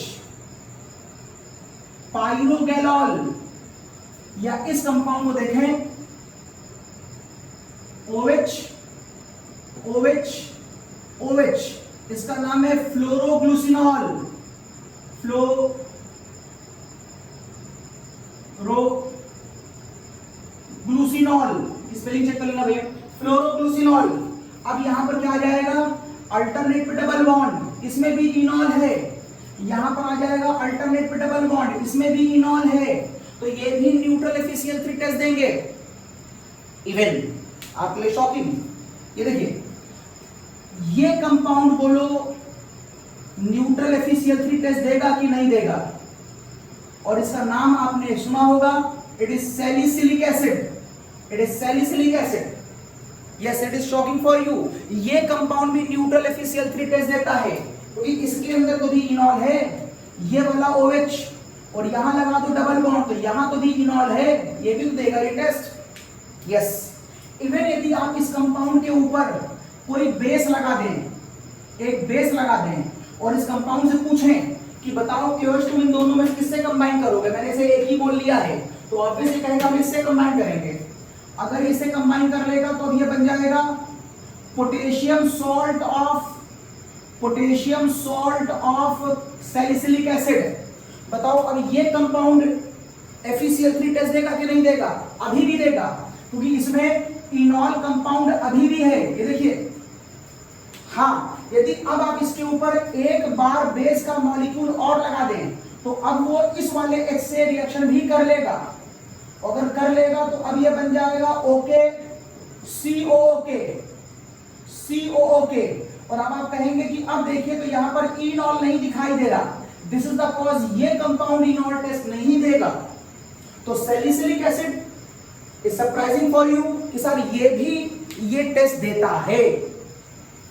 क्या कोई और भी टेस्ट देता है? हाँ, और भी लोग हैं, इसीलिए मैंने कहा था ये कॉम्पिटिशन एस्पेक्ट से काफी इंपॉर्टेंट है। बताएंगे, इस कंपाउंड को देखें, नाम बोले इसका इसे कहते हैं विनाइल, और ये है एल्कोहल, तो नाम हो गया विनाइल अल्कोहल। बताओ ये टेस्ट देगा कि नहीं देगा? इसमें भी इन है और ऑल है, बोलो टेस्ट देगा कि नहीं देगा? देगा नहीं, ये टेस्ट नहीं देता है। क्यों नहीं देता है? क्योंकि टाटोमेरिज्म की वजह से, X double bond Y ZH का H घूम करके 1 2 3 पर आ जाएगा और तुरंत ही ये मॉलिक्यूल अपना एल्डिहाइड बना लेगा, क्योंकि keto form is more stable than enol form. तो विनाइल अल्कोहल एक्चुअल में ऑन द कॉपी तो होता है, लेकिन इन टेस्ट ट्यूब में नहीं होता, और जब ये एग्जिस्ट ही नहीं करता है और वो इसमें कन्वर्ट हो जाता है तो इसमें इनॉल कहां बचा?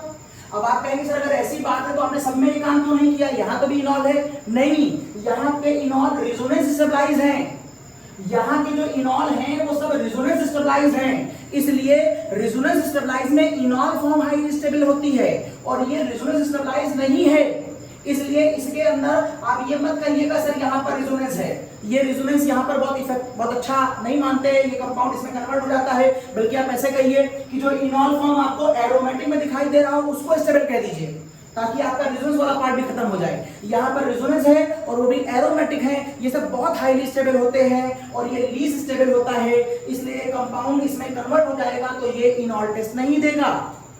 ओके, बताएं ये कंपाउंड इनॉल टेस्ट देता है कि नहीं?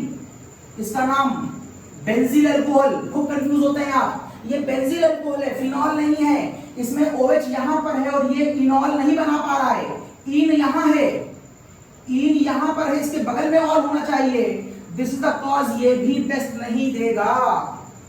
बताइए क्या ये कंपाउंड इनॉल टेस्ट दे सकता है? इसमें ई तो है लेकिन ऑल कहां है? दिस इज द कॉज, ये कंपाउंड भी इनॉल टेस्ट नहीं देता। ओके, क्या कोई और भी है जिस पे डिस्कस हो सकता है? हाँ, कंपाउंड सुना होगा शायद आपने, एल्डिहाइड और कीटोन्स ऑक्साइड्स बनाते हैं। ये देखिए, अगर मैं एक एल्डिहाइड ले लूं और उसकी रिएक्शन में अगर H2NOH से कराऊं, इसका नाम है हाइड्रोक्सिलेमीन, तो वाटर निकल जाता है और अब जो कंपाउंड बचेगा वो CH डबल बॉन्ड N के ऊपर OH होगा। ये ऐसे मैं लिख सकता हूं। ये देखिए, ये परफेक्ट इनॉल तो नहीं है लेकिन ये इनॉल है। आप समझते हैं इन का मतलब क्या कार्बन डबल बॉन्ड कार्बन होना चाहिए? नहीं, कोई जरूरी नहीं है। इन का मतलब यहां पर अगर N भी है तो भी तो मैं कहूंगा यहां पर डबल बॉन्ड है, और ये देखो ऑल, तो ये भी इनॉल है। इवन दो इस कंपाउंड को हम कहते हैं ऑक्साइन। एल्डिहाइड और कीटोन चैप्टर अगर आपने पढ़ लिया होगा तो वहां पर रिएक्शन आती है, तो आप कहेंगे ऑक्साइन भी न्यूट्रल FeCl3 टेस्ट देता है। ओके, इवन कुछ सल्फिनिक एसिड भी ऐसे कंपाउंड हैं जो ये टेस्ट देते हैं। सल्फिनिक एसिड कहते हैं इनको, not sulphuric acid, not sulphonic acid, it is sulphinic acid. जैसे कार्बोक्सिलिक एसिड होता है वैसे ही sulphinic acid, it is sulphinic acid. और ये सल्फिनिक एसिड में भी इस वाले को हम एज इन बिहेव करते हैं, इस वाले को ऑल, तो ये भी एक इनॉल फॉर्म है और ये कंपाउंड भी न्यूट्रल FeCl3 टेस्ट देता है। तो इस तरीके से आप देखिए तो न्यूट्रल FeCl3 टेस्ट देने वाला केवल अकेला फिनॉल नहीं है, बहुत सारे कंपाउंड है। मुझे कंपाउंड और याद आया ये भी, देखिए बताएं मुझको, क्या ये कंपाउंड भी न्यूट्रल FeCl3 टेस्ट दे सकता है? चेक करें, चेक करें। It is 2,3 pentanone, it is pentanone 2,3, बल्कि पेंट 2,3 डाइओन। क्या ये टेस्ट दे सकता है? आपको लगे सर ये तो नहीं देगा, ये देता है। ये देखिए, ये माइनस आई इफेक्ट है, ये देखिए माइनस आई इफेक्ट है, और इन दो माइनस आई की वजह से ये वाला कार्बन और H एसिडिक हो जाता है। अगर ये एसिडिक हो जाएगा तो यहां से एक H एक्टिवेट करेगा, और देखिए tautomerism, X double bond Y ZH, X double bond Y ZH की अगर टाटोमेरिज्म लग जाए इस कंपाउंड में तो ये कंपाउंड अपने इस शेप में भी आ सकता है, C डबल बॉन्ड OH,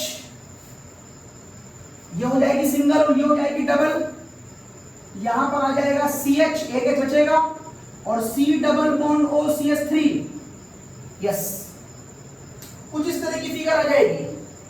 अगर इस तरह की फिगर आई तो फिर क्या होगा, ये वाला H, देखो ये वाला H इस वाले O के साथ क्या बना सकता है, हाइड्रोजन बॉन्डिंग, और फिर 1 2 3 4 5 6 एटम की एक साइक्लिक रिंग बन जाएगी, जिससे कंपाउंड को स्टेबिलिटी मिलेगी। और इस स्टेबिलिटी की वजह से ये वाली फॉर्म कीटो से इनॉल पर आ सकती है, प्रैक्टिकली आती है। अब देखिए यहां पर कौन सी फॉर्म मिल गई, इनॉल, ये इन है और ये ऑल है। After what, after tautomerism, this is the cause ऐसे कंपाउंड भी न्यूट्रल FeCl3 टेस्ट देते हैं। तो न्यूट्रल FeCl3 टेस्ट केवल फिनॉल नहीं देता, देखिए ढेर सारे लोग देते हैं, और कॉम्पिटिटिव एस्पेक्ट्स में यही क्वेश्चन पूछते हैं। बताइए, इसका नाम है ester of malonic acid, it is ester of malonic acid. देख के बताइए, क्या ये कंपाउंड भी न्यूट्रल FeCl3 टेस्ट देगा, बताओ, बिल्कुल देगा।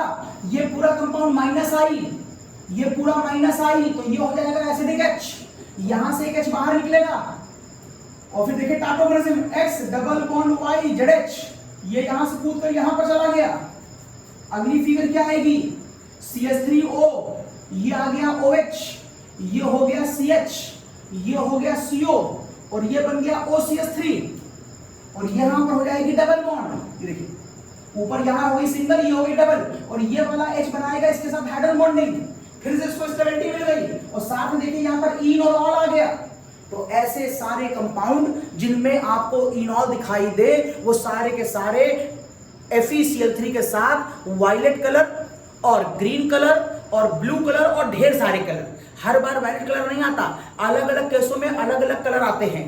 आ सीरीज ऑफ कलर है, इसलिए आपको यह याद नहीं रखना है कि कौन सा कलर देता है, आप बस इतना बताएंगे कि न्यूट्रल FeCl3 टेस्ट देता है कि नहीं, मतलब कोई ना कोई वहां पर स्पेसिफिक कलर जरूर आएगा। हाँ, फिनॉल वाले में वो कलर FeCl3 वाले FeCl3 के साथ वायलेट कलर होता है, ये ठीक है, ओके।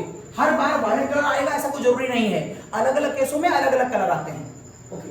तो ये बताया मैंने आपको न्यूट्रल FeCl3 के बारे में। अब फिनॉल का ही एक टेस्ट और है जिसको आप थैलिक एनहाइड्राइड टेस्ट बोलते हैं और फिनोल्फथलीन टेस्ट बोलते हैं। देखिए वो कैसे वर्क करता है। एक टेस्ट और है मेरे पास, ये है मेरे पास phthalic acid, this is known as phthalic acid,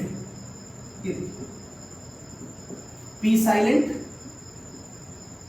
phthalic acid. और अगर मैं इसे गर्म कर दूं in presence of any dehydrating agent, तो ये वाटर का मॉलिक्यूल निकल गया, तो अब आपको ये कंपाउंड ऐसा दिखाई देगा, and it is known as p silent phthalic anhydride. आप समझते हैं एनहाइड्राइड, जब किसी एसिड से वाटर निकाल दे तो उसे एनहाइड्राइड कहते हैं। तो थैलिक एसिड से बन गया थैलिक एनहाइड्राइड, यहां तक कोई दिक्कत नहीं है। अब इस कंपाउंड के ऊपर हमने लगा दिया फिनॉल, इसमें फिनॉल के एक नहीं दो मॉलिक्यूल, तो एक फिनॉल मैंने ऐसे लिखा और एक फिनॉल मैंने ऐसे लिखा, और इसको गर्म कर दिया है कॉन्सेंट्रेट H2O4 के साथ। जब मैं गर्म करूंगा तो कॉन्सेंट्रेट H2O डिहाइड्रेटिंग एजेंट है, यहां से देखिए वाटर का मॉलिक्यूल निकल जाएगा, तो ये वैलेंसी खाली इसके साथ, ये वैलेंसी खाली इसके साथ। तो बोलो अब फिगर क्या आएगी, तो अब फिगर आएगी ये C डबल बॉन्ड CO, ये इधर ब्रेक कर गया, और यहां पर फिगर आ जाएगी OH, और यहां पर भी फिगर आ जाएगी OH, and this compound is known as phenolphthalein, phenol, phenol. और फिनोल्फथलीन का सिंबल जो होता है वो आप जनरली HPH दिखाते हैं, HPH, H का मतलब है एसिडिक मीडियम इसके अंदर होता है। तो ये हो गया फिनॉल, और फिर यही वाला PH, फिनॉल PH, और फिर phthalein, this is spelling of phenolphthalein, तो ये बन गया आपका फिनोल्फथलीन। ये एसिडिक इंडिकेटर होता है, किस मीडियम में काम करता है, ये बेसिक मीडियम में पिंक कलर देता है। अब ये बेसिक मीडियम में क्या करता है कि पिंक कलर आता है, स्क्रीनशॉट ले लिया होगा आपने, हटा रहा हूं उसको। अब ये क्या करता है कि पिंक कलर आ जाता है, देखिए जैसे ही मैं इसके अंदर NaOH डालता हूं मतलब मैं इसको बेसिक मीडियम देता हूं तो मैं ये जरूर मानूंगा कि यहां पर डीलोकलाइजेशन ऑफ इलेक्ट्रॉन हो रहा होगा, यहां इलेक्ट्रॉन डीलोकलाइज हो रहे होंगे, लेकिन ये कलरलेस है। इसका मतलब है यहां पर भी E बराबर hc/λ लग रहा होगा, लेकिन इस E बराबर hc/λ से जो वेवग्योर निकलेगा वो कलरलेस कॉम्प्लीमेंट्री कलर पे गिरता होगा, मतलब वो इस रेंज के बाहर निकलता होगा। अगर वो वेवग्योर के बाहर जा रहा है उसका एनर्जी ग्राफ, तो फिर वो कलर नहीं देगा। तो अगर ये कलरलेस है तो इसका ये मतलब नहीं है कि यहाँ पर इलेक्ट्रॉनों का वाइब्रेशन नहीं हो रहा होगा, हो रहा होगा, लेकिन वो इस रेंज से बाहर हो रहा होगा, या तो पहले या बाद में। लेकिन यहाँ पर क्या होता है, जब मैं इसे बेसिक मीडियम देता हूं तो ये देखिए एक्टिव एच है, और यहां से एक्टिव एच निकल करके निगेटिव चार्ज आता है, यहां से भी एक्टिव एच निकल जाएगा और ये निगेटिव चार्ज हो जाएगा, और भी तो ऐसा कुछ है नहीं। अब ये निगेटिव क्या करेगा, रेजोनेंस स्टेबलाइज करेगा। अगर ये अंदर चला जाए, ये यहां चला जाए, ये वाली बॉन्ड यहां चली जाए, और ये वाली बॉन्ड टूटकर यहां चली जाए, देखिए इतने सारी संभावनाएं हो सकती हैं। जो काम मैंने इधर दिखाया है वो काम इधर से भी हो सकता है, चाहे उधर से करो चाहे इधर से करो, एक ही तरफ से होगा। तो बोलो अब फिगर क्या आएगी, तो तुम्हारे पास अब जो फिगर दिखाई देगी वो ये, यहां तो कोई फर्क पड़ा नहीं। यहां पर जब ये वाली बॉन्ड टूट गई तो यहां पर आ जाएगा O पर माइनस, और इस वाले C के साथ दो बॉन्ड है। मैंने फिलहाल इधर तो कोई चीज दिखाया नहीं है, तो ये एज इट इज, ये वाली बॉन्ड मैंने डबल कर दी है, और यहां पर आपको एक रिंग बनाई है मैंने, इधर बॉन्ड और इधर बॉन्ड आपको दिखाई देगी, और यहां पर आपको डबल बॉन्ड दिखाई देगी, ये फिगर आएगी। अब यहां पर भी इलेक्ट्रॉनों का वाइब्रेशन हो रहा होगा, double bond single bond, double bond single bond, double bond, यहां पर भी हो रहा होगा। लेकिन यहां पर जो इलेक्ट्रॉनों का वाइब्रेशन है और उससे जो वेवलेंथ निकलेगी वो वेवग्योर के पिंक के कॉम्प्लीमेंट्री कलर में गिरती होगी, इसलिए कलर यहां पर पिंक आता है। मिस इलेक्ट्रॉनों का वेरिएशन और वाइब्रेशन तो हर जगह हो रहा होगा, कहां कलर आएगा कहां नहीं आएगा ये प्रैक्टिकल वैल्यू है, और ये डिपेंड करता है कि वहां पर इलेक्ट्रॉनों के वाइब्रेशंस कैसे हो रहे हैं और वो किस रेंज में हो रहे हैं। इसे कहते हैं फिनॉल का टेस्ट, क्योंकि ऐसा करने पर आपको पिंक कलर मिलने लगता है, और ये टेस्ट भी आपको लैब में कराया जाएगा। एक स्क्रीनशॉट लीजिए इसका, फिर हम लोग नेक्स्ट की बात करते हैं इसमें।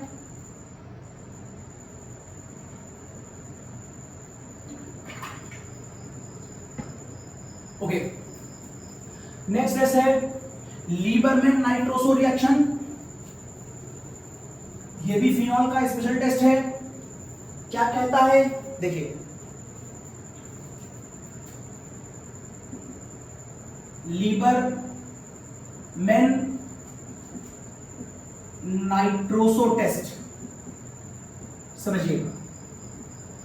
ये टेस्ट कहता है कि ये मेरे पास फिनॉल है, इट इज फिनॉल, देखिएगा फिनॉल, और इसमें डाल क्या दिया गया है, NaNO2 H2SO4। ये दोनों क्या करते हैं, ये ठीक वैसा ही है जैसा मैंने आपको डाई एजोटाइजेशन में पढ़ाया था कि आप चाहे तो इसकी जगह HCl भी ले सकते हैं, लेकिन डायरेक्ट हम लेते हैं, यहां पर हम SO4 ही लेंगे। तो यहां पर हम HCl नहीं लेंगे SO4 ही, लेकिन इसकी वर्किंग जो है वो एकदम पीछे की तरह होगी। मतलब ये दोनों आपस में मिलकर के, देखो जरा क्या बनाया करते थे, आप कहेंगे NaNO2, आप कहेंगे NaNO2 HCl से मिलकर बोलो क्या बनाता था, HNO2, और बोलो और NaCl बनाया करता था। अब आपको कहना है कि NaNO2 H2SO4 से मिलेगा तो बोलो क्या बनाएगा, H2SO4 से मिलेगा तो बोलो क्या बनाएगा। तो मैं NaNO2 के एक नहीं दो मॉलिक्यूल ले रहा हूं, और यदि ऐसा होगा तो एक HNO2, तो आप समझ गए कि यहां पर दो HNO2 बन सकते हैं और निकल जाएगा Na2SO4। तो कुल मिलाकर हमें HNO2 बनाना था, वो बना लिया। अब HNO2 के डायग्राम को ओपन कर लीजिए। आपको मालूम है this is the diagram of HNO2। H2O4 acidic medium provide करेगा, तो आप H2O4 के H साइन को जहां आवश्यकता पड़े बार बार मान सकते हैं। तो मैंने मान लिया यहां से एक H2O4 से H साइन और निकल रहा होगा, जो इस वाले O पे अटैक करेगा तो हमें कोई फायदा नहीं होगा क्योंकि कंपाउंड में कोई चेंज नहीं आएगा। हम यहां पर अटैक कराते हैं, यहां से एक और इसके साथ H2 से जो एक और H निकला, अगर वो यहां अटैक करे तो कुछ देर के बाद क्या इस फिगर को मैं ऐसे बना सकता हूं, क्या हो गया, मैक्सिमम स्टेबिलिटी का वायलेशन, ये बाहर चला गया तो पानी बाहर गया और बोलो अंदर क्या बच गया, अंदर ये बच गया। इसका नाम है नाइट्रोसोनियम और इसीलिए इसका नाम है लीबरमैन नाइट्रोसोनियम रिएक्शन, क्योंकि यहाँ पर जो मेन वर्किंग होती है वो नाइट्रोसोनियम की होती है और इस तरीके से बनता है नाइट्रोसोनियम। अब क्या होगा, अब आपको अच्छी तरह मालूम है फिनॉल कैसा डेरिवेटिव है, आर्थो पैरा है, फिनॉल प्लस मीसोमेरिक इफेक्ट है, हम वही दिखाएंगे इसके अंदर। तो मैंने फिनॉल को यहां लिख लिया, दिस इज योर फिनॉल, ये मेरे पास लोन पेयर, अगर ये इलेक्ट्रॉन यहां से यहां चला जाए और ये वाली बॉन्ड यहां चली जाए और ये वाली बॉन्ड यहां चली जाए तो क्या होगा, तो आप कहेंगे होगा क्या, HO पर प्लस आ जाएगा, ये सिंगल बॉन्ड डबल हो जाएगी, ये बॉन्ड इसके ऊपर H और ये आ गया माइनस, ये होगा। मैंने जानबूझ दिखाया है कि आर्थो या पैरा पर निगेटिव आ सकता है तो मैंने पैरा पर निगेटिव दिखाया है। अब इस वाले इलेक्ट्रोफाइल उठाओ और यहां पर अटैक करा दो, तो अगर आप इस वाले इलेक्ट्रोफाइल उठाकर यहां अटैक कराओगे तो इसकी अगली फिगर क्या बनेगी, अच्छा एक काम और कराएंगे, इसको अटैक भी कराएंगे और यहां से इस पर इलेक्ट्रॉन ट्रांसफर करेंगे, मैक्सिमम स्टेबिलिटी का वायलेशन, H को भी बाहर निकाल देंगे, तो यहां से H प्लस आयन बाहर चला गया, मॉलिक्यूल को हम लेटाल दे रहे हैं, चलो सर नहीं लेटालना है, सीधे तक बता दे रहे हैं भी आपको, तो अब आपको फिगर यूं दिखाई देगी, चला गया प्लस हट गया, ये बॉन्ड इसने इस पर अटैक कर दिया तो यहां पर H और यहां पर आ जाएगा N डबल बॉन्ड, तो ये फिगर आएगी, ये आएगी। ये सारा एकेडमिक वाले बच्चों को बार बार याद करने की आवश्यकता नहीं है, इससे जो भी क्वेश्चन बनेंगे वो कंपटीशन बनेंगे। एकेडमिक वाले बच्चों से कितना याद रखना है कि लीबरमेंटस फिनॉल देता है बस, और पहले वो लाल रंग देता है, फिर वो हरा कर देता है, और फिर वो लाल कर देता है, और फिर वो हरा कर देता है। ये टेस्ट आपको लैब में करने को मिलता है। ये टेस्ट बोर्ड के एग्जामिनेशन में भी खूब पूछा जाता है, जहां पर सब कुछ वो लिख कर देते हैं कि ऐसे ऐसे करिए, बस खाली आपको ऑब्जर्वेशन दिखाना होता है। ओके, अब देखिए इस कंपाउंड में क्या हो रहा होगा, X double bond Y ZH, टाटोमरिज्म, X double bond Y ZH, और यहाँ पर जो Z है वो sp3 होना चाहिए, है 1 sigma 2 sigma 3 sigma 4 sigma. This is the cause, ये वाला H यहाँ से नंबर 1 नंबर 2 होते हुए नंबर 3 की तरफ जाएगा। अब मैं मॉलिक्यूल को डाल दे रहा हूँ और अब ऐसा करने पर ये फिगर अब आपको यूं दिखाई देगी, ऐसे, ये है डबल बॉन्ड, ये है डबल बॉन्ड, H यहां से हटेगा तो ये डबल हो जाएगा और ये सिंगल, ये डबल हो गया और ये हो जाएगी सिंगल बॉन्ड। आपको फिगर ये दिखाई देगी। इतने कंपाउंड को हम क्यूनोन का पार्ट मानते हैं और ये ऑक्साइन का पार्ट है, इसलिए इस कंपाउंड को हम क्यूनो ऑक्साइन के नाम से भी जानते हैं। This compound is known as quino oxine, और कहीं कहीं क्यूनो मोनो ऑक्साइन में लिखा हुआ है, it is quino mono oxine. Then what, अब क्या होगा, अब क्या होगा, इतना कर लेने के बाद हमें इस पूरे रिएक्शन में फिनॉल के 2 मॉलिक्यूलों की रिक्वायरमेंट होती है, और अभी ये पूरी रिएक्शन फिनॉल के 1 मॉलिक्यूल के साथ हुई है, तो मुझे फिनॉल का 1 मॉलिक्यूल और याद आया कि साहब यहां पर फिनॉल का 1 मॉलिक्यूल और होगा, और जैसे ही मैंने फिनॉल का 1 मॉलिक्यूल और लिखा, आप तुरंत कहेंगे सर इस पर जो भी होगा वो आर्थो पैरा होगा, और सर जो अटैक करेगा वो इलेक्ट्रोफाइल भी होना चाहिए। तो पहली बार जब फिनॉल पे अटैक किया था तो इस इलेक्ट्रोफाइल ने किया था, तो ये कंपाउंड बना। अब यहां से एक इलेक्ट्रोफाइल बनाना है तुमको, फिर देखो तुमने पहली बार इलेक्ट्रोफाइल बनाया था तो तुमने पानी को बाहर निकाल दिया था और एक इलेक्ट्रोफाइल बना लिया था, तो यहां पर मैं क्या निकाल दूं कि पानी बनता हुआ दिखाई दे, ये देखिए OH दिख रहा आपको। अगर आप कहीं से H ले आए, अगर आप कहें कि सर इसके ऊपर मैं एक H2O और मान लूं, H2O तो एक्सेस में है आपके पास, जितनी आवश्यकता होगी मिलता जाएगा, तो जैसे एक H प्लस को मैंने यहां पर माना था, इसी में बढ़ा दे रहा हूं, तो क्या आप कह सकते हैं एक H प्लस को मैं आगे लिखूं क्या, चलो आगे लिख दे रहा हूं, आप कंफ्यूज ना करें। तो आप कह सकते हैं कि सर एक H प्लस अगर और डाल दिया जाए तो ये कंपाउंड अब आपको यूं दिखाई देगा, O डबल बॉन्ड, ये आ गई आपके पास रिंग, डबल बॉन्ड N, ये आ गया OH, और ये H2SO4 का H प्लस आयन आ गया, ये देखिए, और ये हो गया मैक्सिमम स्टेबिलिटी का वायलेशन, और ये देखिए पानी का मॉलिक्यूल निकल गया। और यदि ऐसा हुआ तो अब जो आपको मॉलिक्यूल दिखाई देगा वो ये होगा, और इस तरीके से बन गया यहां पर डबल बॉन्ड N के ऊपर प्लस, और ये आ गया एक इलेक्ट्रोफाइल और। तो पहला इलेक्ट्रोफाइल NO प्लस था, और दूसरा इलेक्ट्रोफाइल आपको मिल गया है ये वाला। एकेडमिक में सॉरी कॉम्पिटिशन के अंदर बीच की मैग्नीशियम के एस्टर से कहीं से भी क्वेश्चन पूछ सकता है। लीबरमैन टेस्ट में पहला इलेक्ट्रोफाइल कौन है, NO+, और दूसरा इलेक्ट्रोफाइल का फॉर्मूला कौन सा है, दूसरे इलेक्ट्रोफाइल का फॉर्मूला भी आपके सामने मैंने लिख रखा है। अब क्या होगा, अब ये वाला कंपाउंड अटैक करेगा दूसरे फिनॉल पर, ये मेरा दूसरा फिनॉल आ गया, ये मेरा सेकंड फिनॉल आ गया, और आपको मालूम है फिनॉल में जो भी रिएक्शन होती है वो ऑर्थो पैरा पे होती है। तो फिर से मैं ट्रांसफर कराऊं, अगर ये वाला इलेक्ट्रॉन यहां ट्रांसफर होगा तो ये वाली बॉन्ड यहां होगी और ये वाली बॉन्ड यहां ट्रांसफर होगी, जिससे अब आपको ये फिगर फिर से OH प्लस डबल बॉन्ड और कुछ इस तरीके से दिखाई देगी, और ये आ गया माइनस, और इस वाले प्लस ने इस माइनस में अटैक कर दिया।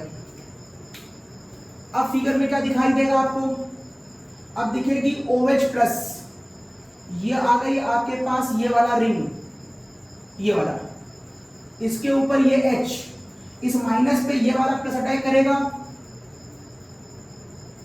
इस वाले माइनस पर अगर ये वाला प्लस अटैक करेगा तो अब आपको फिगर दिखाई देगी यहां से ये N, इस N पर डबल बॉन्ड, ये आ गई आपके पास एक रिंग, उस रिंग पर ये डबल बॉन्ड और ये O, ये कंपाउंड बनेगा।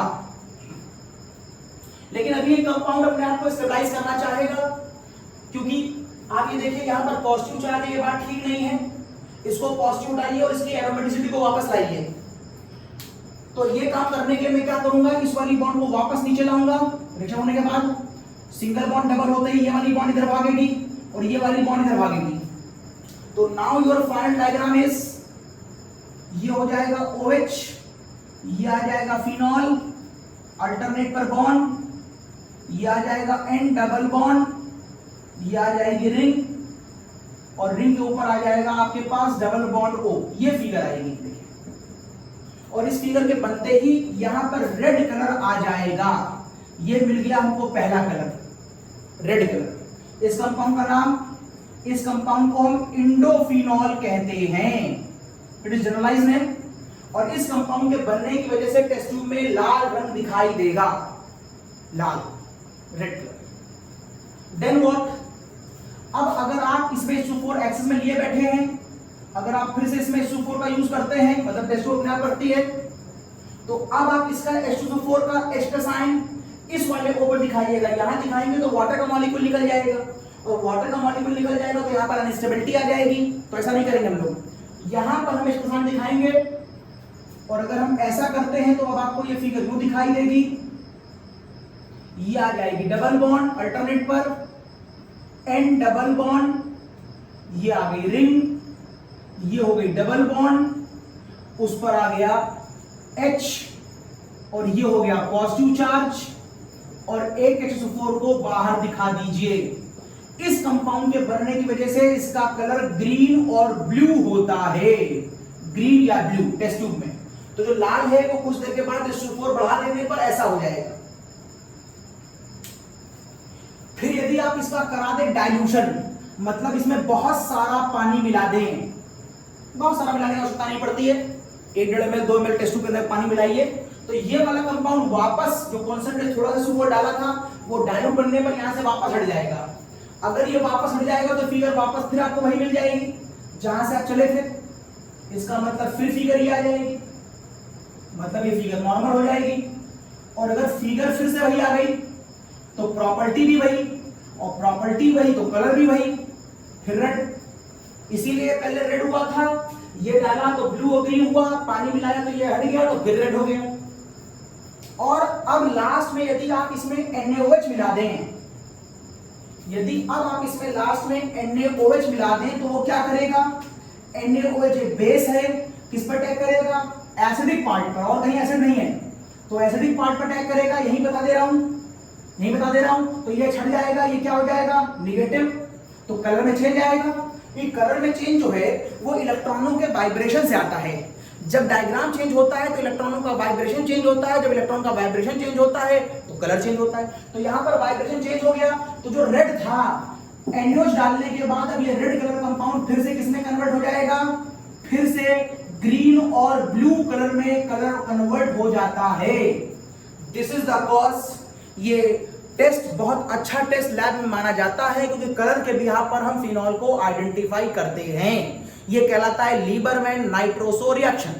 Now the last, now phenol की रिएक्शन अगर ब्रोमीन वाटर से कराई जाए तो क्या होगा। लास्ट टेस्ट देखिए, फिनॉल की रिएक्शन ब्रोमीन वाटर के साथ, तो ये है मेरे पास फिनॉल। आप सारी बातें जानते हैं फिनॉल के बारे में, प्लस मेसोमेरिक है, आर्थो पैरा है। आपने इसमें डाल दिया ब्रोमीन और साथ में डाल दिया पानी, और एक रिएक्शन और, फिनॉल में डाल दीजिए ब्रोमीन और डाल दीजिए साथ में कार्बन डाइसल्फाइड। डिफरेंस देखेंगे दोनों में क्या है। कार्बन डाइसल्फाइड का डायग्राम ऐसा होता है, कार्बन एक लीनियर शेप मॉलिक्यूल है, ये sp हाइब्रिडाइज होगा, एक सिग्मा एक पाई, एक सिग्मा एक पाई, कोई लोन पेयर नहीं है, इसलिए इसका डाइपोल कैंसिल हो जाएगा, तो इसका डाइपोल मोमेंट कितना आएगा, 0। इसका मतलब ये नॉन पोलर स्पीशीज है, और अगर ये नॉन पोलर है तो ये ब्रोमीन से भी कहेगा जैसा हम है वैसा तुम रहो, मतलब ज्यादा पोलराइज होने की आवश्यकता नहीं है। इसलिए यहां पर मॉलिक्यूलों में ज्यादा पॉजिटिव और ज्यादा निगेटिव आने की संभावना नहीं है। साथ में ये अपनी प्रेजेंस में फिनॉल को भी बहुत ज्यादा पोलराइज करने की कोशिश नहीं करता, मींस पूरा प्रोसेस नॉन पोलर मीडियम में होने लगता है, जिसकी वजह से Br+ आयन कम डेवलप होते हैं, तो आर्थो या पैरा पर अटैक भी कम होता है, और यहां पर केवल मोनो सब्स्टिट्यूट डेरिवेटिव बनते हैं, और यहां पर जो पहले से H था वो H Br से मिलकर के दोबारा क्या बना लेगा, HBr। ये सारी प्रॉपर्टी कार्बन डाइसल्फाइड की वजह से है। लेकिन पानी का नेचर कैसा होता है, पानी एक पोलर स्पीशीज है, क्योंकि उसमें लोन पेयर होने की वजह से वो उसका वेक्टर कैंसिल नहीं होता, और अगर इसमें कोई ना कोई डाइपोल मोमेंट आएगा, इसमें कोई ना कोई पोलर नेचर आएगा, तो ये Br2 से भी कहेगा जैसे हमें वैसे आप हो जाइए, मतलब Br2 खूब पोलराइज करो। अगर Br खूब पोलराइज करेगा तो यहाँ पर पॉजिटिव निगेटिव बहुत ज्यादा क्वांटिटी में आएंगे, और ये फिनॉल को भी पोलराइज होने में सपोर्ट करेगा, जिसकी वजह से फिनॉल के ऊपर अटैक होने की संभावना बहुत बढ़ जाएगी, और यहाँ पर अटैक आर्थो और पैरा हर पोजीशन पे तैयार होगा। मतलब यहाँ पर 3 मॉलिक्यूल ऑफ Br2 लगेगा। यहाँ जो H थे वो निकल गए, जो 3 Br से मिलकर बना लेंगे 3HBr। ये मॉलिक्यूल 1 2 3 4 5 6, तो 2, 4, 6 ट्राई ब्रोमो फिनॉल बनाता है, और ये क्या होता है, ये व्हाइट पीपीटी होता है। ये टेस्ट भी आपको लैब में कराया जाएगा। तो ये था एल्कोहल और फिनॉल के ऊपर एक लेक्चर, जिसमें हम डिफरेंशिएशन ऑफ एल्कोहल और फिनॉल्स की बात कर रहे हैं। ऐसा क्वेश्चन बोर्ड में भी कंफर्म आएगा, और न्यूट्रल एफिशियल 3 के ऊपर जो रीजनिंग क्वेश्चन बनाए थे, जो ल्यूकॉस के ऊपर क्वेश्चन बनाए थे, जो विक्टर मेयर के ऊपर इंटरनल मैकेनिज्म में क्वेश्चन बनाए थे, उससे कंपटीशन में भी खूब आएगा। तो मैंने सारे एस्पेक्ट्स पे आपको इस लेक्चर को डेवलप करके दिया। एकेडमिक वालों के लिए शुरू में बताया और कंपटीशन वालों को बाद में डिटेल बताया। दोनों बातें हो गई। आज के लिए इतना ही, फिर मिलेंगे हम लोग किसी नए लेक्चर में और किसी नए टॉपिक पर एक नई बात करेंगे। तब तक के लिए बाय।